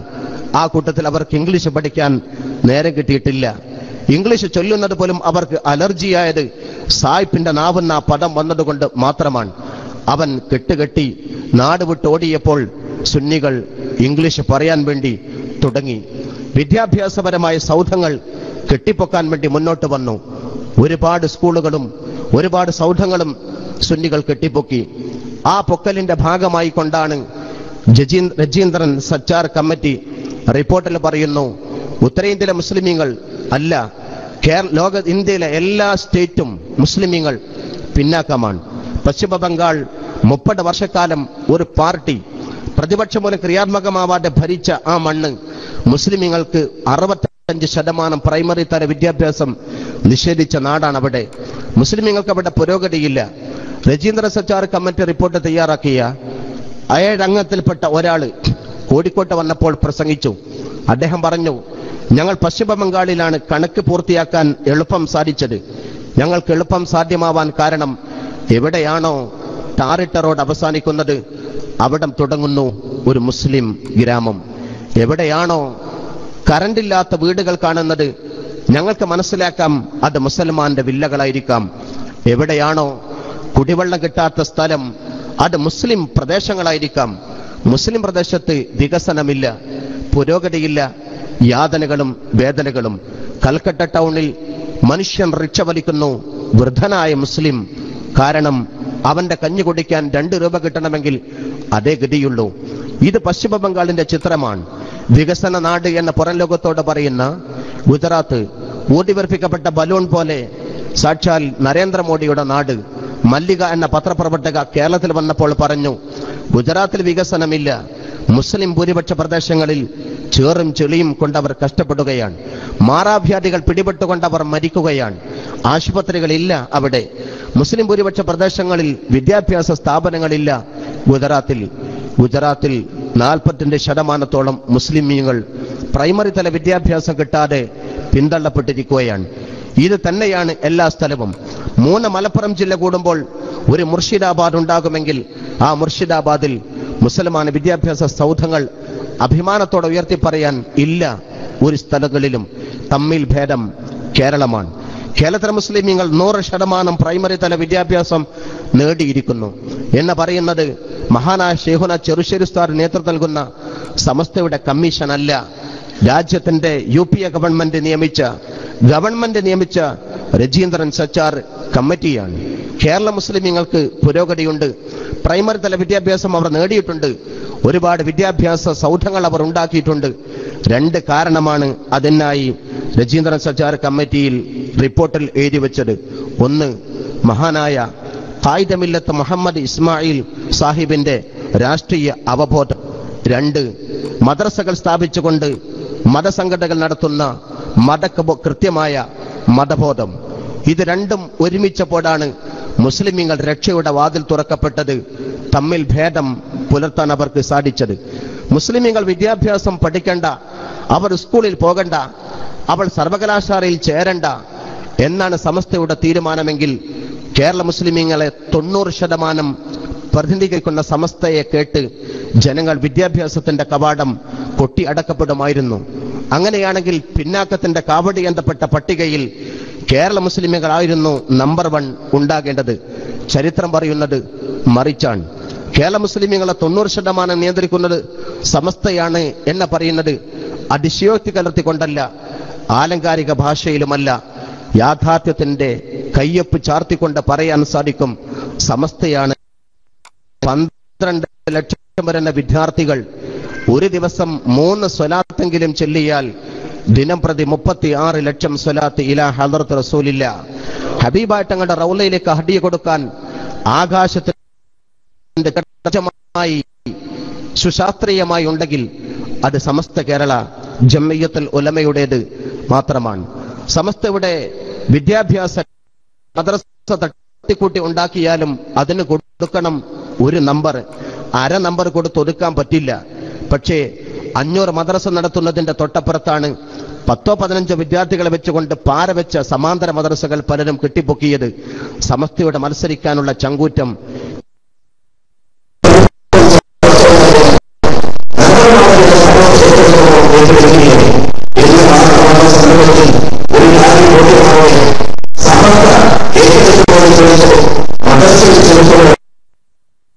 മാത്രം വാങ്ങി ആ കിട്ടുന്ന ലാഭം സാമൂഹ്യ ക്ഷേമ പ്രവർത്തനത്തിനും ജീവകാരുണ്യ പ്രവർത്തനത്തിനും മാറ്റിവെച്ചുകൊണ്ട് സമസ്ത SKSSFന്റെ ചുണക്കുട്ടികളാണ്. പഞ്ചാബ് സ്റ്റേറ്റിലെ ചണ്ഡീഗഡ് ജില്ല ഭരിക്കുന്നത് അബൂബക്കർ സുദ്ദീഖ് എന്ന IAS-കാരനാണ്. കർണാടക സ്റ്റേറ്റിലെ മാണ്ഡ്യ ജില്ല ഭരിക്കുന്നത് ജാഫർ സ്വാദിഖ് എന്ന IAS-കാരനാണ്. രണ്ടും SKSSFന്റെ പ്രവർത്തകന്മാരാണ്. SKSF സ്പോൺസർ ചെയ്തതാണ്. അതിനുപോൽബലകമായിക്കൊണ്ട് കാണാൻ സാധിക്കും. കേരളക്കരയിലെ നമ്മുടെ മലപ്പുറം ജില്ലയിലെ പന്തല്ലൂർ പ്രദേശത്തെ ഒരു പെൺകുട്ടി, അവൾ നിർധന കുടുംബത്തിൽപ്പെട്ട കുട്ടിയാണ്. പക്ഷേ +2 റാങ്കോടുകൂടി പാസ്സായപ്പോൾ അവരെ ആരേറ്റെടുക്കുമെന്ന് സംശയം വന്നപ്പോ കുടിക്കാൻ കഞ്ഞിവെള്ളം പോലും കിട്ടാത്ത വീട്ടിൽ ഒരിക്കലും അവൾക്ക് പഠിക്കാൻ അവൾ സയൻസിന് ചേർന്നു, MBBS ചേർന്നു. അവൾ പഠിച്ചുകൊണ്ടിരിക്കുന്നു. 5 ലക്ഷം രൂപ അവൾക്ക് സ്പോൺസർ ചെയ്തത് അബുദാബി SKSSF ആണ്. അള്ളാഹു അനുഗ്രഹിച്ചാൽ 1.5 കൊല്ലം കഴിഞ്ഞാൽ അവളും ഒരു ഡോക്ടറാണ്. അള്ളാഹു അനുഗ്രഹിക്കുമാറാവട്ടെ. അങ്ങനെ വിദ്യാഭ്യാസപരമായി മതേതരത്വം പുൽകാൻ തയ്യാറായി. ആശയ പാപ്പരത്വവും ആശയ പരിണാമവും ജമാഅത്തെ ഇസ്ലാമിയെ ബാധിച്ചിരിക്കുന്നു. ജമാഅത്തെ ഇസ്ലാമിയുടെ ഒറിജിനാലിറ്റി ഇന്നില്ല.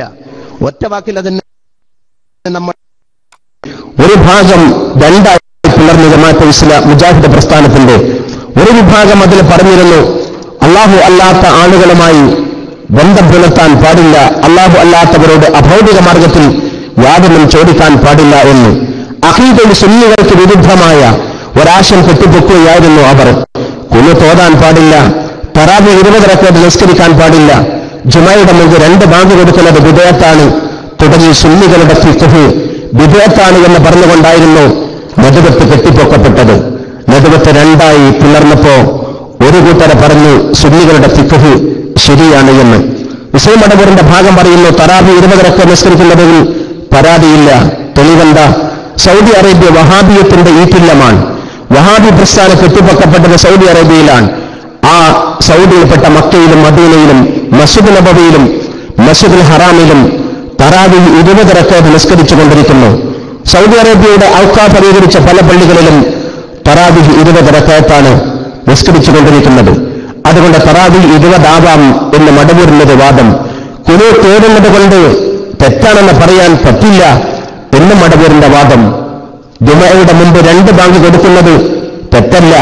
ഗൾഫ് രാജ്യങ്ങൾ വ്യാപകമായി നടത്തിക്കൊണ്ടിരിക്കുന്നു. ആഗോള സലഫി 2 ബാങ്ക് കൊടുത്തുകൊണ്ട് ആ ജുമഅ നടത്തുന്നത് എന്ന് മടവൂർ വാദിച്ചുകൊണ്ടിരിക്കുകയാണ്. കൂട്ടത്തിൽ നമുക്ക് പറയാം, ഒട്ടേറെ കാര്യങ്ങളുടെ കൂട്ടത്തിൽ കേരളത്തിലെ മുജാഹിദ് പ്രസ്ഥാനം ആഗോള സലഫിസത്തിലേക്ക് കേരള സലഫി മടങ്ങിപ്പോയാൽ അവർക്ക് സുന്നി ആകാവുന്നതേയുള്ളൂ. ചുരുക്കത്തിൽ സുന്നികളുടെ ഫിഖ്ഹ് ഹുസൈൻ മടവൂർ സ്വീകരിച്ചിരിക്കുന്നു. നദവത്തുൽ മുജാഹിദിന്റെ ഔദ്യോഗിക വിഭാഗത്തിന്റെ ഒരു നിഗമനം മടവൂർ വിഭാഗം സമസ്തക്കാരായി, മടവൂർ വിഭാഗം ഫിഖ്ഹിൽ സുന്നികളെ സ്വീകരിച്ചു എന്ന. എന്നാൽ തിരിച്ചവരുടെ വാദം എന്താ? ഞങ്ങൾ അഖീദയിലാണ്, ഞങ്ങൾ ഫിഖ്ഹിലാണ് നിങ്ങൾ പറയുന്നതെങ്കിൽ നിങ്ങൾ സുന്നികളുടെ അഖീദ സ്വീകരിച്ചില്ലേ എന്നാണ്. അഭൗതികമായ മാർഗത്തിലൂടെ അല്ലാഹു അല്ലാത്തവരോട് ചോദിക്കാൻ പാടില്ല എന്നായിരുന്നല്ലോ നമ്മുടെ എല്ലാം വാദം. എന്നാൽ നിങ്ങൾ അഭൗതിക മാർഗത്തിൽ ചോദിക്കാമെന്നും അദൃശ്യ ശക്തികൾ ഉണ്ടെന്നും അല്ലാഹു അല്ലാത്ത അദൃശ്യ ശക്തികളുടെ ഉപദ്രവവും ഉപകാരവും ഉണ്ടെന്നും പറഞ്ഞുകൊണ്ട് ജിന്നിനെ സ്വീകരിക്കാനും ജിന്നിന്റെ പേരിൽ പുതിയ ആശയം കെട്ടിപ്പടുക്കാനും ഇതുവരെ പറഞ്ഞു വന്നിരുന്ന തൗഹീദ് നിർവചനം തിരുത്തി പുതിയ തൗഹീദ് നിർവചനം കൊടുക്കാനും തയ്യാറാവുക വഴി അഖീദയുടെ ഒരളവോളം സുന്നിയായില്ലേ നിങ്ങൾ എന്ന് മടവൂരി മൗലവിക്കെതിരെ ഉദ്ധരിക്കുകയാണ്. അപ്പോൾ തിരിച്ചു പറയുന്നത് ഞങ്ങൾ അഖീദ സ്വീകരിച്ചു എന്നല്ല, മടവൂരി ഫിഖ്ഹ് സുന്നിയുടെ സ്വീകരിച്ചു എന്നാണ്.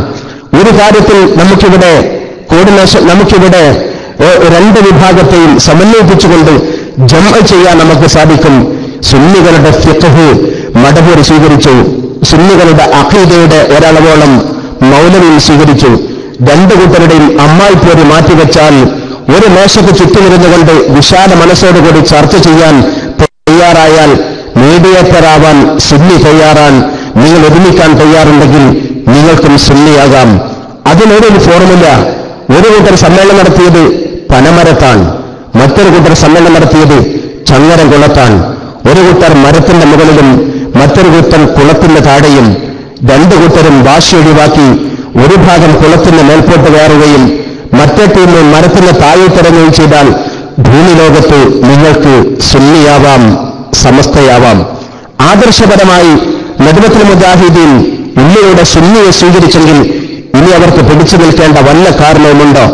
സുന്നികളുമായി ഒരു ബന്ധമോ മുജാഹിദുകളുമായി ഒരു ബന്ധം സുന്നികൾക്ക് പാടില്ല, പൊതുപ്രശ്നങ്ങളിൽ പോലും ഒന്നിക്കാൻ പാടില്ല എന്ന് നാളുകളോളം പറഞ്ഞു നടന്നിരുന്ന സമസ്ത വിട്ടുപോയ വിഘടിത വിഭാഗം എല്ലാ പാപ്പരത്വവും എല്ലാ വാദവും അവർ നിഷേധിക്കുകയും ഇപ്പോൾ നദവത്തുകാരെയും ജമാഅത്തുകാരെയും എല്ലാ സ്ഥലത്തും കെട്ടിപ്പിടിക്കാനും കൂടെ ഇരുത്താനും ഐക്യവേദികൾ പങ്കെടുക്കാനും തയ്യാറാകുന്നു. രണ്ടാമതൊരു വാദമുണ്ടായിരുന്നത് സമസ്ത മുസ്ലിം ലീഗിന്റെ വാലാട്ടിയാണ് എന്ന് പറഞ്ഞതായിരുന്നു. ലീഗ് പാടില്ല, ലീഗ് നരകത്തിലെ പാർട്ടിയാണ്, പാണക്കാട് തങ്ങൾ ആത്മീയ നേതാവല്ല, ക്ലീൻഷേവ് തങ്ങളോ എന്നാക്ഷേപിച്ചുകൊണ്ട് നടന്നവർ ഇന്ന് പാണക്കാട് തങ്ങൾ ഞങ്ങൾക്കൊന്ന് വന്നാൽ മതി എന്നാൽ ഞങ്ങൾ രക്ഷപ്പെടുമെന്ന് പറയുന്ന വാദത്തിലേക്ക് എത്തിപ്പെടുന്നു. മുസ്ലിം ലീഗിനെ തൊട്ടുകൂടാ എന്ന് പറഞ്ഞവർ മുസ്ലിം ലീഗിനെ കൂട്ടിപ്പിടിക്കാൻ ശ്രമിച്ചുകൊണ്ടിരിക്കുന്നു. വിരോധാഭാസമെന്നേ പറയേണ്ടതുള്ളൂ. ആക്ഷേപങ്ങൾ സമസ്തയ്ക്ക് നേരെ ഉപയോഗിച്ചവർ മുഴുവനും ആക്ഷേപം പിൻവലിക്കാൻ തയ്യാറായ സ്ഥിതിക്ക് ഉലകത്തിൽ കേരളത്തിൽ ഒരു സംഘടന മതി മുസ്ലിമീങ്ങൾക്ക്, സമസ്ത കേരള ജംഇയ്യത്തുൽ മറ്റൊരു പ്രസ്ഥാനത്തിന് നിലനിൽപ്പില്ല. ഒരു സംഘടനയിൽ ആദർശത്തിൽ ഉറച്ചവർ നിന്നിട്ടില്ല. കേരളത്തിലെ മുസ്ലിമീങ്ങളെ ഇനിയും തെറ്റായ വഴിയിലേക്ക് കൊണ്ടുപോകാൻ സമസ്ത സമ്മതിക്കുകയില്ല.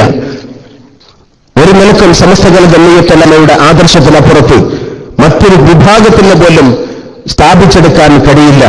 സമസ്ത കേരള ജംഇയ്യത്തുൽ സമൂഹത്തിൽ സ്ഥാപിച്ചെടുത്തിട്ടുണ്ടെങ്കിൽ സുന്നികളായ ആൺകുട്ടികൾ കേരളക്കരയിൽ ഉണ്ടെങ്കിൽ അന്ധവിശ്വാസങ്ങളെയും മിത്തുകളെയും അയഥാർത്ഥികളെയും പേക്കിനാവുകളെയും കൊണ്ടുവന്നുകൊണ്ട് സുന്നികളിൽ എന്തെങ്കിലും അടിച്ചേൽപ്പിച്ച് ഭൗതിക സാമ്രാജ്യം കെട്ടിപ്പൊക്കാമെന്നോ ആത്മീയതയെ ചൂഷണം ചെയ്തുകൊണ്ട് കാര്യം നേടാമെന്നോ മുടിവീരന്മാർ ശ്രമിച്ചാലും സമസ്ത സമ്മതിക്കുകയില്ല. അള്ളാഹു അനുഗ്രഹിച്ചാൽ അല്പം കഴിഞ്ഞ് അതുമായി ബന്ധപ്പെട്ടുകൊണ്ടുകൂടി പറയാം. മറ്റൊരു കാര്യം പറയുന്നതിൽ ബഹുമാനപ്പെട്ട ഫൈസിസ്ഥാൻ അവരുടെ സാധനം ക്ഷണിച്ച് ഒരു ചെറിയൊരു ഇടവേളയ്ക്ക് വേണ്ടി പിരിയുന്നു. അസ്സലാമു അലൈക്കും. നിങ്ങൾ സാമ്പത്തികമായ സഹായം നബി സല്ലല്ലാഹു അലൈഹി വസല്ലം തങ്ങളുടെ പ്രിയപ്പെട്ട സഹോദരി നിലവിളി ബന്ധത്തിലെ ഒരു പെങ്ങളാണ് മഹദിയായ ഉമ്മുസ്ലീം റളിയല്ലാഹു അൻഹ. മഹദി നബി തിരുമേനി സല്ലല്ലാഹു അലൈഹി വസല്ലം തങ്ങളുടെ ശരീരത്തിലുണ്ടായിരുന്ന വിയർപ്പെടുത്ത് ഒരു പാത്രത്തിൽ ശേഖരിച്ചു വെക്കുമ്പോൾ നബി തങ്ങൾ ചോദിക്കുന്നു, ഇതെന്താണ്, എന്തിനാണ് ഇത് ശേഖരിക്കുന്നത്? മഹദിയുടെ മറുപടി, വഹുബ അത്യുബ്ബു തീബി നജഅലുഹു തീബിന, ഇത് സുഗന്ധത്തിൽ വെച്ചുകൊണ്ട് ഏറ്റവും നല്ല സുഗന്ധമാണ്, ഞങ്ങളിത് അത്തറായി സുഗന്ധമായി ഉപയോഗിക്കും. റസൂലുള്ളാഹി സമ്മതം കൊടുക്കുന്നു. മഹദി അത് എടുത്തു വെക്കുകയാണ്. ആ കുപ്പിയിലുള്ള വിയർപ്പ് മഹദിയുടെ മുസല്ലയിലും നിസ്കാര മഹദിയുടെ മയ്യത്ത് കഫൻ ചെയ്യുന്ന പുടവയിലും അത് കുടഞ്ഞിട്ടുണ്ടായിരുന്നു. മകൻ സുബ്രഹ്മണ്യ മാലിക് റളിയല്ലാഹു അൻഹു വർഷങ്ങളോളം അത് സൂക്ഷിച്ചു.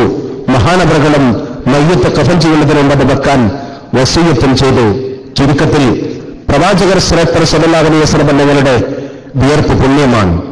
മഹാനായ അബ്ദുല്ലാഹ് ഇബ്നു സുബൈർ റളിയല്ലാഹു അൻഹു നബി തിരുമേനി സല്ലല്ലാഹു അലൈഹി വസല്ലം തങ്ങളുടെ രക്തം കുടിച്ചതായി ചരിത്രത്തിൽ കാണാൻ സാധിക്കും. മഹാനായ ഖാലിദ് റളിയല്ലാഹു അൻഹു യർമുഖ് യുദ്ധത്തിൽ തൊപ്പി നഷ്ടപ്പെട്ടപ്പോൾ തെരഞ്ഞു പിടിക്കാൻ നിർബന്ധിച്ചു.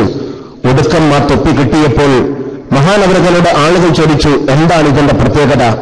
മഹാനായ ഖാലിദ് റളിയല്ലാഹു അൻഹു പറഞ്ഞു, ഈ തൊപ്പിയിൽ നബി തങ്ങളുടെ മുടിയുണ്ട്. നിലയിൽ വെച്ചുകൊണ്ട് മുടി കളഞ്ഞപ്പോൾ എനിക്ക് കിട്ടിയ മുടി ഞാൻ ഈ തൊപ്പിയിൽ കൂട്ടിവെച്ചതാണ്. ഈ തൊപ്പി എന്റെ തലയിൽ വെച്ചുകൊണ്ടാ ഞാൻ യുദ്ധത്തിന് വന്നത്. ഈ യുദ്ധം വിജയിക്കാനുള്ള കാരണം നമ്മുടെ കാലാൾപ്പടയുടെ ശക്തി അല്ല, മറിച്ച് ഞാൻ ചൂടിയ തലയിലെ തൊപ്പിയുടെ ഉള്ളിൽ ചികിരി വെച്ച മുടിയുടെ ഉടമ റസൂലുള്ളാഹിയാണ്. അതുകൊണ്ടാണ് വിജയിക്കാനുള്ള കാരണം. യമാമ യുദ്ധത്തിലും ഇതിന് സമാനമായ ചരിത്രം കാണാൻ സാധിക്കും. സ്വഹീഹായ ഹദീസാണ്. എല്ലാം നബി തങ്ങളുടെ എല്ലാം തിരുശേഷിപ്പുകളാണ്, അനുഗ്രഹീതമാണ്, ബർക്കത്തുള്ളതാണ്. മുഅ്മിനീങ്ങൾ അത് സൂക്ഷിക്കേണ്ടതും സൂക്ഷിച്ചതിനെ ആദരിക്കേണ്ടതും അതിട്ട വെള്ളം കുടിക്കുന്നത് പുണ്യമായി കരുതേണ്ടതുമാണ്. അതിനെല്ലാം ശരിയുണ്ട്, അതിനെല്ലാം തെളിവുമുണ്ട്. പക്ഷേ തെളിവുള്ളത് മാത്രം, തെളിവില്ലാത്തൊന്നും സ്വീകരിക്കാൻ സുന്നികളോ മുസ്ലിമീങ്ങളോ നിർബന്ധിക്കപ്പെട്ടിട്ടില്ല ഇസ്ലാം. ഞാൻ കൊണ്ടുവന്നാൽ നിങ്ങൾ വിശ്വസിച്ചോളണം എന്നത് കേവലം മിത്തുകളുടെ പിന്നാലെ പോകുന്നവർക്കേ കഴിയൂ. അതിന് സുന്നികളെ കിട്ടുകയില്ല. സുന്നികൾ എന്ന് പറഞ്ഞാൽ ഏതെങ്കിലും ആരെങ്കിലും പറഞ്ഞാൽ അത് പൂർണ്ണമായും വിശ്വസിക്കും എന്ന ഒരു ധാരണ കേരളത്തിൽ മദ്ഹബുകാരടക്കമുള്ളവർ പ്രചരിപ്പിച്ചിട്ടുണ്ട്. ആ പ്രചരണത്തിന് ആക്കം കൂട്ടുന്ന രൂപത്തിൽ ചില ആളുകൾ മുടി കൊണ്ടുവരാനും മുടിയിട്ട വെള്ളം പ്രചരിപ്പിക്കാനും ശ്രമിച്ചപ്പോൾ, തെളിവ് ചോദിച്ചപ്പോൾ ഞങ്ങളുടെ ശൈഖിനെ കാണിച്ചാൽ വിശ്വസിച്ചോളണം എന്ന് പറയുന്ന ഒരു തെറ്റായ മെസ്സേജ് കൊടുത്തപ്പോൾ അതിനെ തടുത്തുകൊണ്ട് മദ്ഹബുകാരന്റെ പ്രചരണത്തെ തടുത്തു നിർത്തി സുന്നികൾ ഇസ്ലാമിന്റെ പ്ലാറ്റ്ഫോമിൽ ഉറപ്പിച്ചു നിർത്തിയത് സമസ്ത കേരള ജംഇയ്യത്തുൽ ഉലമയാണ്. സമസ്തയും എസ്കേസിസവും ഇല്ലായിരുന്നുവെങ്കിൽ ഇത്തരം ഐതിഹ്യങ്ങളുടെയും കുപ്രചരണങ്ങളുടെയും പിന്നാലെ സുന്നികൾ പോകുന്നു എന്ന് പറഞ്ഞുകൊണ്ട് സുന്നികളെ വലവീശി പിടിക്കാൻ വിദേഹ സംഘടനകൾ നെട്ടോട്ടം മൂടുമ്പോൾ അവന്റെ വലയിൽ പെട്ടുപോകുമായിരുന്നു. പക്ഷേ സമസ്തയാണ് അതെല്ലാം തടുത്തു നിർത്തിയത്. തെളിവില്ലാതെ സ്വീകരിക്കാൻ പാടില്ല. സമസ്തയുടെ അസന്നിഗ്ധമായിരിക്കുന്ന പ്രഖ്യാപനം, ആ പ്രഖ്യാപനം മതി SKSFന്റെ ഘോതയിൽ ഇറങ്ങാൻ. സമസ്ത മത്തിന് നൽകും. അതിന്റെ ഷഹ്റ് പറയുന്നത് സമസ്തയുടെ ആലിമീങ്ങളുടെ വ്യാഖ്യാന പ്രകാരം പ്രചരിപ്പിക്കുന്നത് SKSF ആണ്. അതുകൊണ്ട് തന്നെയാണ് മുടി വിവാദത്തിൽ നമ്മൾ കേരളക്കരയിലെ മുസ്ലിം സമുദായത്തെ ശരിയായ രൂപത്തിലേക്ക് നയിച്ചത്. ഒരു തെറ്റായ പ്രചരണം ഒരിക്കലും നമ്മൾ നടത്തിയിട്ടില്ല. ആരെങ്കിലും എതിർക്കണമെന്ന് പറയുന്ന സങ്കുചിത മനസ്സ് ഈ കാര്യത്തിൽ നമുക്കുണ്ടായിട്ടില്ല. ഒരേ ഒരു ന്യായം ചോദ്യമാണ്, ഒരേ ഒരു ചോദ്യം ന്യായമാണ്. ആ ചോദ്യം അതിതാണ്, മുടി നബിത്തങ്ങളുടേതാണ് എന്നെങ്കിൽ ഞങ്ങൾ വിശ്വസിച്ചോളാം. ആ മുടിയിട്ട വെള്ളം നാമും കുടിച്ചോളാം. പക്ഷെ അത് നബിത്തങ്ങളുടെ മുടിയാണ് എന്നതിന് എന്തെങ്കിലും ഒരു തെളിവ് നിങ്ങൾ കൊണ്ടുവരണം. ഞങ്ങളുടെ ശേഖല കൊണ്ടുവന്നാൽ അത് സ്വീകരിക്കണം എന്ന് പറഞ്ഞാൽ അത് സ്വീകരിക്കാൻ ആളെ കിട്ടുകയില്ല. ഇവിടെ നാം പറയുന്നു തെളിവ് വേണം. ഒന്നാമത് കൊണ്ടുവന്ന മുടി തെളിവ് കൊണ്ടുവരാൻ സാധിച്ചില്ല. അതിന് പറഞ്ഞു സനദ് ഉണ്ടെന്ന്, പക്ഷെ കാണിക്കാൻ സാധിച്ചില്ല. രണ്ടാമത് ഈ നാട്ടിൽ നിന്ന് കൊണ്ടൊരു മുടി എന്ന് പറഞ്ഞ് കേരളത്തിൽ കൊണ്ടുവന്ന മുടിയുടെ തെളിവ് ചോദിച്ചപ്പോ അതിന് സ്റ്റേജിൽ വെച്ചുകൊണ്ട് പ്രചരണം നടത്തി. സനദ് ഇതാണ്. ലക്ഷക്കണക്കിന് ആളുകൾ എന്ന് പറഞ്ഞ് ആയിരങ്ങൾ പങ്കെടുത്ത സമ്മേളനത്തിൽ വെച്ചുകൊണ്ട് അവർ പറഞ്ഞു ഇതാ സനദ്, ഈ സനദ് ഞങ്ങൾ വായിക്കുകയാണ് എന്ന് പറഞ്ഞപ്പോ പിറ്റേന്ന് പത്രത്തിൽ വന്ന സനദ്, അവരുടെ പ്രസിദ്ധീകരണത്തിൽ വന്ന സനദിൽ വായിച്ച സനദും പ്രസിദ്ധീകരണത്തിൽ ഈ അബുദാബിയിലെ അഭിനന്ദനായ ഒരു വ്യക്തിയും പറഞ്ഞ അഭിമുഖത്തിലും തമ്മിലുള്ള മാറ്റം ശ്രദ്ധിച്ചപ്പോൾ ചോദിച്ചു ഞങ്ങൾ എന്തുകൊണ്ട് ഈ വൈരുദ്ധ്യമുണ്ടായി. സ്വന്തം വലങ്കയായി പ്രവർത്തിക്കുന്ന പോരോട് അബ്ദുറഹ്മാൻ സഖാഫിയുടെ മറുപടി അദ്ദേഹം പറഞ്ഞു, വായിച്ചത് സനദല്ല നസബയാണ്. സനദ് എന്റെ വീശയിലാണ്. ആര് വന്നാലും കാണിച്ചു തരാം. പലരും ചെന്നു, ആർക്കും കിട്ടിയില്ല. പത്രസമ്മേളനത്തിൽ പങ്കെടുത്തപ്പോ ഉടലോടെ രണ്ടാളോടും ചോദിച്ചു പത്രക്കാർ, എവിടെ ആ സനദ്? നിങ്ങളിൽ ആരെ കയ്യിൽ ആ സാധനമുള്ളത്? ആരോ കൊണ്ടുവന്നു എന്ന് പറയുന്നുണ്ടല്ലോ. ഉണ്ടെങ്കിൽ ഉടലോടെ കണ്ട നിങ്ങളോട് ഞങ്ങൾ ചോദിക്കുന്നു, എവിടെ ആ സനദ്? ചോദ്യം പത്രക്കാരുടേതാണ്. മറുപടി, ഞങ്ങൾക്ക് അഹമ്മദ് ഹസ്രജിയോട് ബന്ധപ്പെടണം, അയാളെ കയ്യിലാണ് അടിരേഖ, അതവിടെയാണ്. പിന്നെ ആ അടിരേഖ എപ്പോഴാ കൊണ്ടുവരിക? അത് വേണമെങ്കിൽ ഇവര് പോയി ചോദിച്ചോട്ടെ. പത്രക്കാർ ചോദിച്ചു, മുടി നിങ്ങളും അടിരേഖ അവരുമോ? ഇത് വിരോധാഭാസമല്ലേ? എന്താ മുടി കൊണ്ടുവന്ന നിങ്ങൾക്ക് ആ രേഖയും കൊണ്ടുവന്നാൽ ഈ നിമിഷം വരെ അതിന് മറുപടിയില്ല. ഇപ്പോഴും ആ ചോദ്യമാണ്, സനദ് എവിടെ? ഡെമോക്രസിന്റെ വാള് പോലെ പൊയ്യുന്നു. കേരളം മുതൽ, കേരളത്തിന്റെ കാസർഗോഡ് മുതൽ തിരുവനന്തപുരം വരെ യാത്ര നടത്തിയാലും അതിന്റെ അപ്പുറത്ത് വീണ്ടും സമ്മേളനങ്ങൾ നടത്തിയാലും 40 or 400 കൂടി മുടക്കി പള്ളി നിർമ്മിക്കാൻ തറക്കല്ലിടുന്നു എന്ന ഭാവനയിൽ നാടകം കളിച്ചാലും ഡെമോക്രസിന്റെ വാള് പോലെ ഒരു ചോദ്യം കൂടി നിൽക്കുന്നു, സനദ് എവിടെ? സനദില്ലാത്ത കാലത്തോളം സ്വീകരിക്കാൻ സാധ്യമല്ല നമുക്കൊന്നും. പിന്നെ സ്വപ്നങ്ങളാണത്രേ. ഞാൻ വിശദീകരിക്കേണ്ട കാര്യമില്ല. ആ സ്വപ്നങ്ങളുടെ മായാലോകത്ത് ജീവിക്കേണ്ടവരല്ല നമ്മളൊന്നും. എവിടെ അഖീദ തെറ്റിപ്പോകുന്ന രൂപത്തിൽ, അള്ളാഹുവിന്റെ ദീനിലുകൊണ്ട് ആളുകളെ തെറ്റിദ്ധരിപ്പിക്കുന്ന രൂപത്തിലാണ് സ്വപ്നങ്ങളുടെ മാലപ്പടകം പൊട്ടിച്ചുകൊണ്ടിരിക്കുന്നത്. ഒരാൾ ഒരു സ്വപ്നം പറയുമ്പോ ഞാൻ ആരാ മോൻ എന്ന് പറഞ്ഞ് മറ്റവൻ വേറെ സ്വപ്നത്തിന്റെ കഥ പറയുകയാണ്. പറയുന്നതെല്ലാം ഒരാളെ കുറിച്ച. നബി സല്ലല്ലാഹു അലൈഹി വസല്ലം തങ്ങളെ സ്വപ്നം കാണാൻ വേണ്ടി സ്വലാത്ത് ചൊല്ലിയ ആള് നബി തങ്ങളെ കാണുന്നതിന് മുമ്പ് കാണുന്നത് ഈ പിയാനായ ഫുലാനെയാണ്, അയാളെയാണ് സ്വപ്നം കാണുന്നത് എന്നാണ് ഇവരുടെ വാദം. പിന്നെ പരിശുദ്ധമായിരിക്കുന്ന റൗല ഷരീഫിൽ ചെന്നപ്പോ വലിയൊരു ഉസ്താദ് റൗലയിൽ നബി സല്ലല്ലാഹു അലൈഹി വസല്ലം തങ്ങളെ കണ്ടപ്പോ റസൂലുള്ളാഹി പറയുന്നു, അത്രേ നിങ്ങൾക്ക് വേണ്ടപ്പെട്ട ഒരാൾ ഈ റൗലയിലുണ്ട്. എന്ത് നോക്കുന്ന സമയത്ത് അത് ആ ഫുലാനാണ്, അയാളാണ് എന്ന് മനസ്സിലാക്കി ഇവരെ വിശ്വസിച്ചിരിക്കുന്നു. റൗലയിൽ പോലും ജീവനോടെ വന്നു നിൽക്കാൻ എന്റെ ശൈഖുനാക്കുള്ള ഭാഗ്യം അപാരമാണ് എന്നുള്ള ആ സന്തോഷത്തിൽ ഇവരെല്ലാം പരിലസിച്ചിരിക്കുകയാണ്. വീണ്ടും നമുക്ക് ഈ പൊടി, ഈ ബദവായിത്തം കേൾക്കാൻ പിന്നെയും സാധിക്കുകയാണ്. മഹാനായ അജ്മീർ അല്ല ഹാജ ഷെയ്ഖ് മുഹീദ്ദീൻ, മഹാനായ അജ്മീർ ഹാജ തങ്ങളവറുകൾ, ബഹുമാനപ്പെട്ട അജ്മീർ ഹാജ തങ്ങളവറുകൾ ചോദിക്കുന്ന ഇവർ, ഹാജ നിങ്ങളുടെ ഔലിയാക്കന്മാരിൽ ഞങ്ങളുടെ ഷെയ്ഖിനുടെ സ്ഥാനം എന്താണ്? ഹാജയുടെ മറുപടി, റുക്നുൻ മിൻ അർക്കാനിൽ ഇസ്ലാം, ഇസ്ലാമിന്റെ തൂണുകളിൽപ്പെട്ട ഒരു തൂണാണ് ഷെയ്ഖുന AP എന്ന്. അപ്പോൾ ഇവരുടെ ചോദ്യം, അത് ഞങ്ങൾക്ക് തന്നെ അറിയാം, പക്ഷെ ഔലിയാക്കന്മാരുടെ കൂട്ടത്തിൽ എന്താ സ്ഥാനം?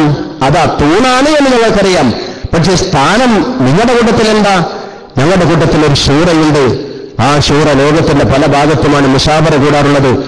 ഔലിയാക്കന്മാർ മാത്രമേ അതിൽ പങ്കെടുക്കാറുള്ളൂ. ആ ഷൂറയിലെ ഒരു സ്ഥിരം ആളാണ് AP. അത് കേൾക്കുമ്പോൾ ആളുകൾക്കുണ്ടാകുന്ന ആനന്ദം കേൾക്കുന്ന സദസ്യരുടെ മുഖം നോക്കിയാൽ വായിക്കാൻ നമുക്ക് സാധിക്കും. ഷെയ്ഖുന എത്തിപ്പെട്ട മർത്തബ ഓർത്തുകൊണ്ട് ഞാൻ വ്യക്തിയെ ആക്ഷേപിക്കാൻ വേണ്ടിയല്ല ഇതൊന്നും പറയുന്നത്.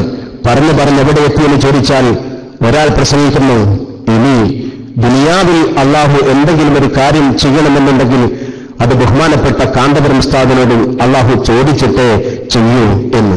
അത് കേൾക്കുമ്പോൾ ആളുകളുടെ മറുപടി നിങ്ങൾ ചിരിച്ച പോലെയല്ല, അവരുടെ സദസ്സിൽ ഉണ്ടാകുന്ന മറുപടി അല്ലാഹു അക്ബർ എന്നാണ്. ഞാൻ മഹാനായ ചെറുശ്ശേരി ഉസ്താദിനെ സംബന്ധിച്ച് പറയുന്നു, അല്ലെങ്കിൽ ബഹുമാനപ്പെട്ട ആലിക്കോട് ഉസ്താദിനെ സംബന്ധിച്ചുകൊണ്ട് പറയുന്നു. ഉസ്താദ് സ്റ്റേജിലിരിക്കുമ്പോ ഞാൻ പറയുമ്പോൾ എന്നെ ഉസ്താദ് വല്ലാതെ ഇഷ്ടപ്പെടുമല്ലോ എന്ന തോന്നൽ എനിക്കുണ്ടാകുമ്പോ പറഞ്ഞു ഞാൻ എവിടെ എത്തുന്നു? ഞാൻ പറയുന്ന മഹാനായ ഫഖീഹാൻ, ബഹുഭാഷാ പണ്ഡിതനാണ്, ഇന്ത്യയിലും ലോകത്തും പല ഭാഗത്തും പ്രചരിപ്പിക്കുന്ന ആളാ, അക്ഷീണമായി യത്നിച്ചുകൊണ്ടിരിക്കുന്ന മഹാനായ പണ്ഡിതനാണ്. ഏത് സാധാരണക്കാരന്റെയും തോളിൽ കൈവച്ചുകൊണ്ട് ഏത് കുട്ടിയോടും സ്നേഹത്തോടെ സംസാരിക്കുന്ന, ജാടയില്ലാത്ത, അഹങ്കാരമില്ലാത്ത, തലക്കരമില്ലാത്ത ഒരു സാധാരണക്കാരനായ പണ്ഡിതനാണ് ഞങ്ങളുടെ ഉസ്താദെന്ന് ബഹുമാനപ്പെട്ട ആലിക്കോട് ഉസ്താദിനെ കുറിച്ചുകൊണ്ട് ഞാൻ പറഞ്ഞാൽ നിങ്ങൾക്കത് സന്തോഷമേ ഉണ്ടാകൂ. പിന്നെ ഞാൻ പറയുന്നു, ഉസ്താദിനൊന്ന് കുറച്ചൊന്നും വന്നോട്ടെ, ആളുകൾ സന്തോഷം കൂടിക്കോട്ടെ, ഉസ്താദിലേക്ക് എവിടെയെങ്കിലും എന്തെങ്കിലും തന്നെങ്കിലോ എന്നോർത്ത് ഞാൻ പറയുന്നു. വന്നു മാത്രമല്ല, ഖിയാമത്ത് നാൾ ഉണ്ടാകണമെന്നുണ്ടെങ്കിൽ അള്ളാഹു ആലിക്കോട് ഉസ്താദിനോട് ചോദിച്ചിട്ടേ ചെയ്യൂ എന്ന് ഞാൻ പറഞ്ഞാൽ അതുവരെ പറഞ്ഞത് ശരിയാണ്. പിന്നെ നിങ്ങൾ പറയും നിർത്തട അവിടെ, നിർത്തി എന്ന് പറയും. പിന്നെ നിങ്ങൾ പരാതി കൊടുക്കും, സംസ്ഥാന SKSF-ന് മുഷാവർക്ക് പരാതി കൊടുക്കും. രണ്ടാ കാര്യം, ഒന്നിട്ട് നിങ്ങൾ നാസർ ഫൈസിയെ എവിടെങ്കിലും കൊണ്ടുപോയി ചികിത്സിക്കണം, അല്ലെങ്കിൽ സംഘടനയെ പുറത്താക്കണം. ഇതാ നമ്മൾ പഠിച്ച സംഘടനാ പാരമ്പര്യം. ഇവരോ ഷെയ്ഖുനാക്ക് ഉഷാറായിക്കോട്ടെ എന്നോർത്തുകൊണ്ട് അയാൾക്ക് ലൈവായി കാര്യം എത്തിച്ചു കൊടുക്കുമെന്ന പ്രതീക്ഷയോടുകൂടി പറഞ്ഞു പിരിപ്പിച്ചുകൊണ്ട് പറയുന്നു, അള്ളാഹു ദുനിയാവിൽ എന്തെങ്കിലും ചെയ്യണമെങ്കിൽ AP ഉസ്താദിനോട് ചോദിച്ചിട്ടേ ചെയ്യൂ എന്ന് പറഞ്ഞാൽ കേൾക്കുന്ന സദസ്യർ അല്ലാഹു അക്ബർ. പിന്നെ കേൾക്കുന്ന ഷെയ്ഖുന പറഞ്ഞവനൊരു കാറ്, ഇതാണ് വാഗ്ദാനമെങ്കിൽ ഈ ഇവിടെ എത്തപ്പെട്ടെങ്കിൽ ഇവരുടെ ആഖിബത്ത് എന്താകും? അവസാനം ഒരു കാര്യം കൂടി പറഞ്ഞാൽ ഇതിന്റെ പൂർണ്ണതയിലേക്ക് എത്താൻ സാധിക്കും. അസ്രായിൽ അലൈഹിസ്സലാത്തു വസ്സലാം ഫുലാന്റെ അരികത്ത് വരികയാണ്. റൂഹിനെ പിടിക്കാനാണല്ലോ അസ്രായിൽ വരാറുള്ളത്. കണ്ടപ്പോൾ തന്നെ ഫുലാന്റെ മനസ്സിലായി എന്റെ റൂഹിനെ പിടിക്കാനാണ് അസ്രായിൽ വന്നതെന്ന്. പറയുന്നു, പിടിക്കാനായിട്ടില്ല അസ്രായിൽ, ഞാൻ മുടിവെക്കാൻ ഒരു പള്ളി ഉണ്ടാക്കുന്ന തിരക്കിലാണ്, പള്ളിപ്പണി തീരട്ടെ എന്നിട്ടാവാം മടങ്ങിപ്പോയിക്കോൻ. അസ്രായിൽ പഠിക്കുന്നതുകൊണ്ട് ഇറങ്ങിപ്പോയി. ഞാൻ അതിശയോക്തി കലർത്തി പറഞ്ഞതല്ല, നിങ്ങൾ ചിലരുടെ മനസ്സിലെങ്കിലും ഉണ്ടാവും, അത്രയൊന്നും ഉണ്ടാവില്ല, അതൊക്കെ നിങ്ങൾ കൂട്ടി പറയുകയാണ് എന്ന്. അല്ല, ബുഹാം ഫുലാന്റെ മകളെ കിട്ടിയ ഭർത്താവാണ് അബ്ദുൽ ബാരി ബാക്കവി, സൈനുൽ ഉലമ അണ്ടോൾ ഉസ്താദിന്റെ മകനാണ്. അദ്ദേഹം SKSF സംഘടിപ്പിച്ച ഒരു പൊതുവേദിയിൽ പ്രസംഗിച്ചതാണ്. അദ്ദേഹത്തിന് പറയുന്നത് എന്താ, ഈ ഫുലാൻ തന്റെ മകളെയാ വിളിച്ചു പറഞ്ഞത്, മോളെ ബാപ്പന്റെ അരികത്ത് അസ്രായിൽ വന്നിരുന്നു, ഞാൻ മടക്കി പറഞ്ഞയച്ചതാ, ഇനി കുറച്ചു കഴിഞ്ഞാൽ വരും, നീ ബാപ്പാക്ക് വേണ്ടി ദ്വാരക്കണേ. ഇത് പുതിയാപ്പളയോട് ഭർത്താവിനോട് മകള് പറയുകയാണ്. അബ്ദുൽ ബാരി ബാക്കവി പറയുന്നു, എനിക്ക് പേടി അതല്ല, കാന്തപുരം പറഞ്ഞതിലല്ല എനിക്ക് പേടി, എന്റെ കെട്ടിയുള്ളത് വിശ്വസിച്ചോ എന്നതിലാണ്. ഈ രൂപത്തിലാണ് ഈ സമൂഹത്തിന്റെ പോക്കെങ്കിൽ ഇവരുടെ ആഖിബത്ത് എവിടെയെത്തും? ഇതിനെതിരെ സമരം നടത്തണ്ടേ? ഈ സമൂഹത്തെ രക്ഷപ്പെടുത്തണ്ടേ? ഇത് വിശ്വസിച്ചുകൊണ്ട് പോകുന്ന ഈ കൗമിന്റെ മുമ്പിൽ കൊണ്ട് സമൂഹത്തിന്റെ ആഖിബത്ത് രക്ഷപ്പെടുത്തണ്ടേ? അതിനാണ് നമ്മൾ ഒരുങ്ങിത്തിരിച്ചത്. അതിനാണ് SKSF-ഉം സമസ്തകളുടെ ജമിയത്തുലമയും ഈ വിവാദമല്ല, ഈ സത്യം സമൂഹത്തിൽ പറയാനും അസത്യം പൊളിച്ചെയ്താനും ക്യാമ്പയിൻ നടത്തിക്കൊണ്ടിരിക്കുന്നത്.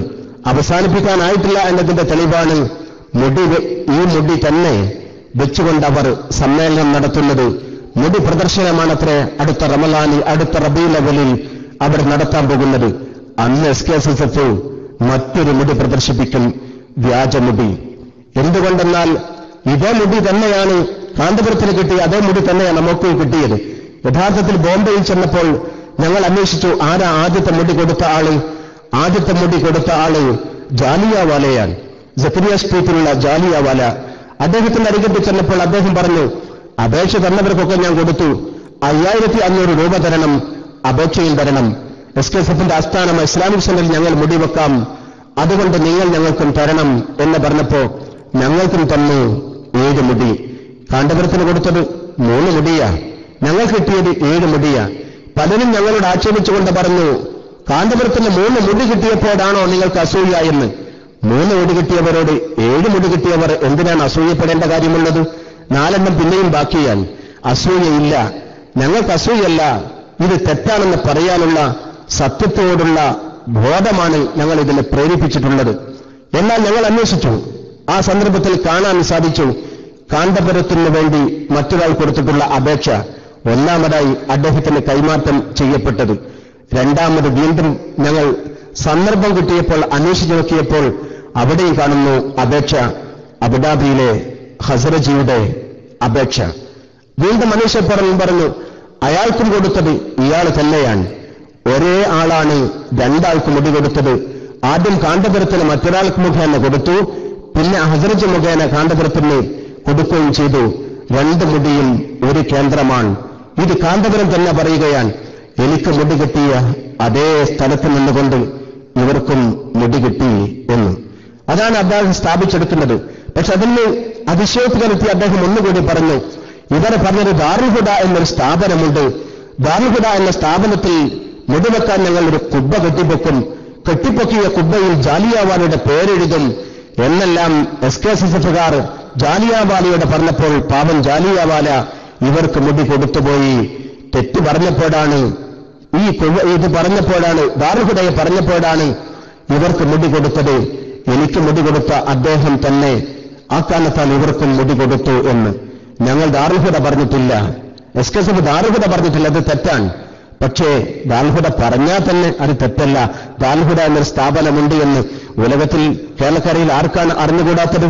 പറഞ്ഞത് ഇസ്ലാമിക് സെന്ററാണ്, അവിടെ സ്ഥാപിക്കുമെന്ന കുബ്ബ കെട്ടിപ്പൊക്കുമെന്നോ ജാലിയാവാലന്റെ പേരെഴുതോ എന്നൊന്നും പറഞ്ഞിട്ടില്ല. പറഞ്ഞാൽ തന്നെ ഇയാൾക്ക് കൊടുത്തതും ഞങ്ങൾ കിട്ടിയതും ഒരു കേന്ദ്രത്തിൽ നിന്നാണ് എന്ന് കാന്തപുരം സമ്മതിച്ചല്ലോ. അഥവാ കാന്തപുരം പ്രദർശിപ്പിക്കുന്ന മുടി നബി തങ്ങളുടേതാണെങ്കിൽ 7 മുടി ഞങ്ങളുടേതും നല്ലതാവണം. അല്ല, ഞങ്ങളുടെ വ്യാജമാണെങ്കിൽ കാന്തപുരത്തിന്റേതും വ്യാജമാകണം. ഞങ്ങൾ പറയുന്നു ഞങ്ങളുടേത് വ്യാജമാണ്. ജാലിയാവാലന്റെ കയ്യിൽ നബി തങ്ങളുടേതെന്നല്ല, ആത്മീയ നായകന്മാർ ആരുടെ മുടിയും അയാളുടെ കയ്യിലില്ല. ആ മുടിക്കച്ചവടക്കാരന്റെ മുടി പ്രദർശിപ്പിക്കപ്പെടുന്നത് ശരിയല്ല. അതിനാൽ മർക്കസുമായി ബന്ധപ്പെട്ടുകൊണ്ട് എന്നാണോ ഈ മുടിയിട്ട വെള്ളം വീണ്ടും പ്രദർശിപ്പിക്കുന്നത് അല്ലെങ്കിൽ മുടി പ്രദർശിപ്പിക്കുന്നത് അന്ന് തന്നെ SKSSFും വ്യാജമുടി പ്രദർശനം സമ്മേളനം നടത്താൻ വേണ്ടി പോവുകയാണ്. 40 കോടിയുടെ പള്ളിയുടെ തറക്കൽ 30-ാം തീയതി ഇടുമത്രേ. എവിടെയാണെന്ന് അവർക്കറിയില്ല, എവിടെയാണ് ഇടേണ്ടതെന്നറിയില്ല. താൽക്കാലികമായി ശിലാഫലകം നീക്കിയേക്കാം. എവിടെ പള്ളി സ്ഥാപിച്ചാലും പള്ളി 40 കോടിയോ 500 ഏക്കർ സ്ഥലത്ത് 500 കോടിയുടെ ടൗൺഷിപ്പോ ഒക്കെ ഉണ്ടാക്കിയേക്കാം.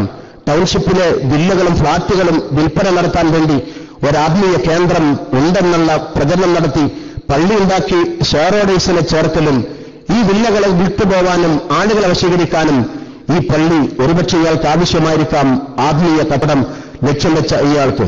പക്ഷേ നമ്മൾക്കത് ബന്ധപ്പെടാൻ കഴിയില്ല. പള്ളി ഉണ്ടായിക്കോ, പക്ഷേ ആ പള്ളിയിലെങ്ങാനും നബി സല്ലല്ലാഹു അലൈഹി വസല്ലം തങ്ങളുടേതാണെന്ന് പറഞ്ഞുകൊണ്ട് മുടിക്കച്ചവടക്കാരൻ ജാലിയാവാലയുടെ മുടിയെങ്ങാനും കൊണ്ടുപോയി വെച്ച് ജനങ്ങളെ തെറ്റിദ്ധരിപ്പിച്ചാൽ കൊക്കിൽ ജീവനുള്ള കാലത്തോളം കേരളത്തിലെ സുന്നികൾ അത് സമ്മതിക്കുകയില്ല എന്ന് ആണയിട്ടുകൊണ്ട് പറയാൻ ആഗ്രഹിക്കുകയാണ്. സമരം ഇതുകൊണ്ട് അവസാനിക്കുമെന്ന് ആരും മനസ്സിലാക്കണ്ട. സമരം ഏതറ്റം വരെ പോകേണ്ടി വന്നാലും പടപൊരുതാൻ കേരളത്തിലെ സുന്നി ചുണക്കുട്ടികൾ തയ്യാറാണ്. കളി നബിത്തങ്ങളെ വെച്ചുകൊണ്ടാണ്, ആത്മീയത വെച്ചുകൊണ്ടാണ്. അതുകൊണ്ട് ഈ സമരം തീവ്രവാദത്തിൻ്റെതല്ല, ഈ സമരം അക്രമത്തിന്റെ ഭാഷയല്ല. പക്ഷേ അവസാന ഘട്ടത്തിൽ എന്ത് ചെയ്യണമെന്നുണ്ടെങ്കിലും ബഹുമാനപ്പെട്ട സമസ്ത കേരള ജംഇയ്യത്തുൽ മുഷാവറ സമ്മതിച്ചാൽ SKSFന്റെ പ്രവർത്തകന്മാർ ഒന്നൊന്നായി തീർന്നാലും ശരി, ഹബീബായ തങ്ങൾക്ക് വേണ്ടി മരിച്ചു വീഴാൻ സുന്നി മക്കൾ തയ്യാറാകും എന്ന കാര്യത്തിൽ ആരും സംശയിക്കേണ്ട കാര്യമില്ല. അതിനുവേണ്ടി ആദ്യം പ്രചരണം ആവശ്യമാണ്. ജനങ്ങളുടെ മുമ്പിൽ സത്യാവസ്ഥ ബോധ്യപ്പെടുത്തി കൊടുക്കൽ അനിവാര്യമാണ്. തെറ്റാദിശയം കൊണ്ട് ജനങ്ങളെ മടക്കിക്കൊണ്ടുവരൽ ആവശ്യമാണ്. പാണക്കാട് സയ്യിദ് ഹൈദലി ശിഹാബ് തങ്ങൾ പ്രഖ്യാപനം നടത്തിയിട്ടുണ്ട്. ഈ പള്ളിയുടെ പിരിവുമായി കൊണ്ട് നടക്കുന്ന ആളുകൾ, ഇല്ലാത്ത മുടി ലഭിതങ്ങളുടേതല്ലാത്ത മുടിയുടെ പ്രചരണം നടത്തുന്നവർ ചരിത്രത്തിന്റെ ചവറ്റുകൊട്ടയിലേക്ക് വലിച്ചെറിയണം എന്ന് മഹാന ഹൈദലി ശിഹാബ് തങ്ങളുടെ പ്രഖ്യാപനം. ആ മുടിവീരന്മാരെ പിടിച്ചു കെട്ടണം എന്ന പണ്ഡിത ലോകത്തിന്റെ പ്രഖ്യാപനം. പ്രാവർത്തികമാക്കാൻ നമ്മൾ സുസജ്ജരായിക്കൊണ്ട് മുന്നോട്ട് പോവുകയാണ്. വ്യാപകമായ രൂപത്തിലുള്ള ചെറു ചെറു പുസ്തകങ്ങളും അതോടൊപ്പം തന്നെ സീഡികളും സൗജന്യ നിരക്കിൽ എല്ലാ വീടുകളിലും എത്തിച്ചുകൊണ്ടും ക്യാമ്പയിനും സമ്മേളനങ്ങൾ നടത്തിക്കൊണ്ടും ഈ പ്രചരണ പ്രവർത്തനങ്ങൾ SKSF സുസജ്ജമാക്കുകയാണ്. ഇതുമായി ബന്ധപ്പെട്ടുകൊണ്ടൊരു പൂർണ്ണ പുസ്തകം, വ്യാജമുടി ഒരു പോസ്റ്റ്മോർട്ടം റിപ്പോർട്ട് എന്നൊരു പുസ്തകം ഇവിടെ ബഹുമാനപ്പെട്ട നമ്മുടെ പ്രവർത്തകന്മാർ നിങ്ങളുടെ മുമ്പിൽ വെക്കുന്നുണ്ട്. ദാറുൽ ഹുദയുടെ വിദ്യാർത്ഥികളുടെ കൂട്ടായ്മ പ്രസിദ്ധീകരിച്ചൊരു പുസ്തകമാണത്. 5 ദിർഹം മുടക്കിക്കൊണ്ടത് വാങ്ങി പൂർണ്ണമായ അഭ്യാസമെടുത്തുകൊണ്ട് പഠിച്ച് വിലയിരുത്തുകയും പ്രചരിപ്പിക്കുകയും ചെയ്യണം എന്ന് സൂചിപ്പിച്ചുകൊണ്ട് ഞാൻ അവസാനിപ്പിക്കുകയാണ്. ഈ സത്യത്തിന്റെ ആത്മീയ സാർത്ഥവാഹക സംഘമായ സമസ്തകൾ ജംഇയ്യത്തുലമയുടെ 85ാം വാർഷിക അതിമഹാസമ്മേളനം ഫെബ്രുവരി 23, 24, 25, 26 തീയതികളിൽ വരക്കൽ മുല്ലക്കോയത്തങ്ങൾ നഗരിയിൽ നടക്കാൻ പോവുകയാണ്. പട്ടിക്കാട് ജാമിയ നൂരിയ അറബി കോളേജിന്റെ ഐതിഹാസികമായ 49ാം വാർഷിക 50ാം വാർഷിക പ്രഖ്യാപന സമ്മേളനം PMS പൂക്കോയത്തങ്ങൾ നഗരിയിൽ ജനുവരി മാസം 5, 6, 7, 8 തീയതികളിൽ ഫൈസാബാദിൽ വെച്ചുകൊണ്ട് നടക്കുകയാണ്. സമ്മേളനത്തിന്റെ പ്രചരണാർത്ഥം ഇവിടെ എത്തിപ്പെട്ട ബഹുമാനപ്പെട്ട ശൈഖുന ഉസ്താദിന്റെ ക്ഷണം സ്വീകരിച്ചുകൊണ്ട് നിങ്ങളെല്ലാവരും സമ്മേളനത്തിൽ എത്തിച്ചേരണമെന്ന് ഞാൻ അപേക്ഷിക്കുകയാണ്. ലീവാക്കി നാട്ടിൽ പോകുന്ന ആളുകൾ പരമാവധി ഫെബ്രുവരി മാസത്തിന്റെ അവസാന 10ലേക്ക് മാറ്റിവെച്ചുകൊണ്ട് സമ്മേളന പന്തലിൽ നിറഞ്ഞ സാന്നിധ്യത്തോടുകൂടി അബുദാബി സെക്ഷനെ പ്രതികരിച്ചുകൊണ്ട് നിങ്ങളുണ്ടാവണം. ഒരു പന്തലിൽ 3 സ്റ്റേജുകൾ സംവിധാനിച്ചുകൊണ്ട് അതിശാസ്ത്രീയമായ സംവിധാനത്തോടുകൂടി 30,000 വരുന്ന സ്ഥിരം ക്യാമ്പംഗങ്ങളെ പങ്കെടുപ്പിച്ചുകൊണ്ട് വളരെ ശാസ്ത്രീയമായ സംവിധാനം ബഹുഭാഷ ക്ലാസോടുകൂടിയാണ് സമ്മേളനം നടക്കുന്നത്. ആ സമ്മേളനത്തിൽ പങ്കെടുക്കാനും അവസാന ദിവസം നടക്കുന്ന സമാപന സമ്മേളനത്തിൽ 20 ലക്ഷം ജനങ്ങളുടെ കൂട്ടത്തിൽ ഒരു ബിന്ദുവായി അലിഞ്ഞു ചേർന്നുകൊണ്ട് ആത്മീയ കടലിൽ ലയിക്കുവാനും നിങ്ങളെല്ലാവരും ഉണ്ടാകണമെന്ന് അഭ്യർത്ഥിച്ചുകൊണ്ട് മഹാനായ ശൈഖുനയെയും എന്നെയും ശ്രവിച്ച നിങ്ങൾക്കെല്ലാവർക്കും നന്ദി പറഞ്ഞുകൊണ്ട് വആഖിറു ദഅവാന അനിൽ ഹംദുലില്ലാഹി റബ്ബിൽ ആലമീൻ.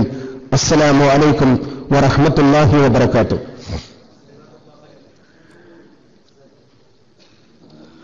അസ്സലാമു അലൈക്കും വറഹ്മത്തുള്ളാഹി വബറകാതുഹു. ഒരു സുപ്രധാന കാര്യം നിങ്ങളെ അറിയിക്കാനുണ്ട്. ബഹുമാനനായ നാസർ ഫൈസി സൂചിപ്പിച്ച ആത്മീയ ചൂഷണത്തിനെതിരെയുള്ള പരിപാടി ജനുവരി 1-ാം തീയതി കോഴിക്കോട്ട് ആത്മീയ ചൂഷണത്തിനെതിരെ എന്ന പേരിൽ വ്യാജ മുടിക്കെതിരെയുള്ള സംഗമം നടക്കുന്ന പേരിൽ നിങ്ങളെ അറിയിക്കുകയാണ്.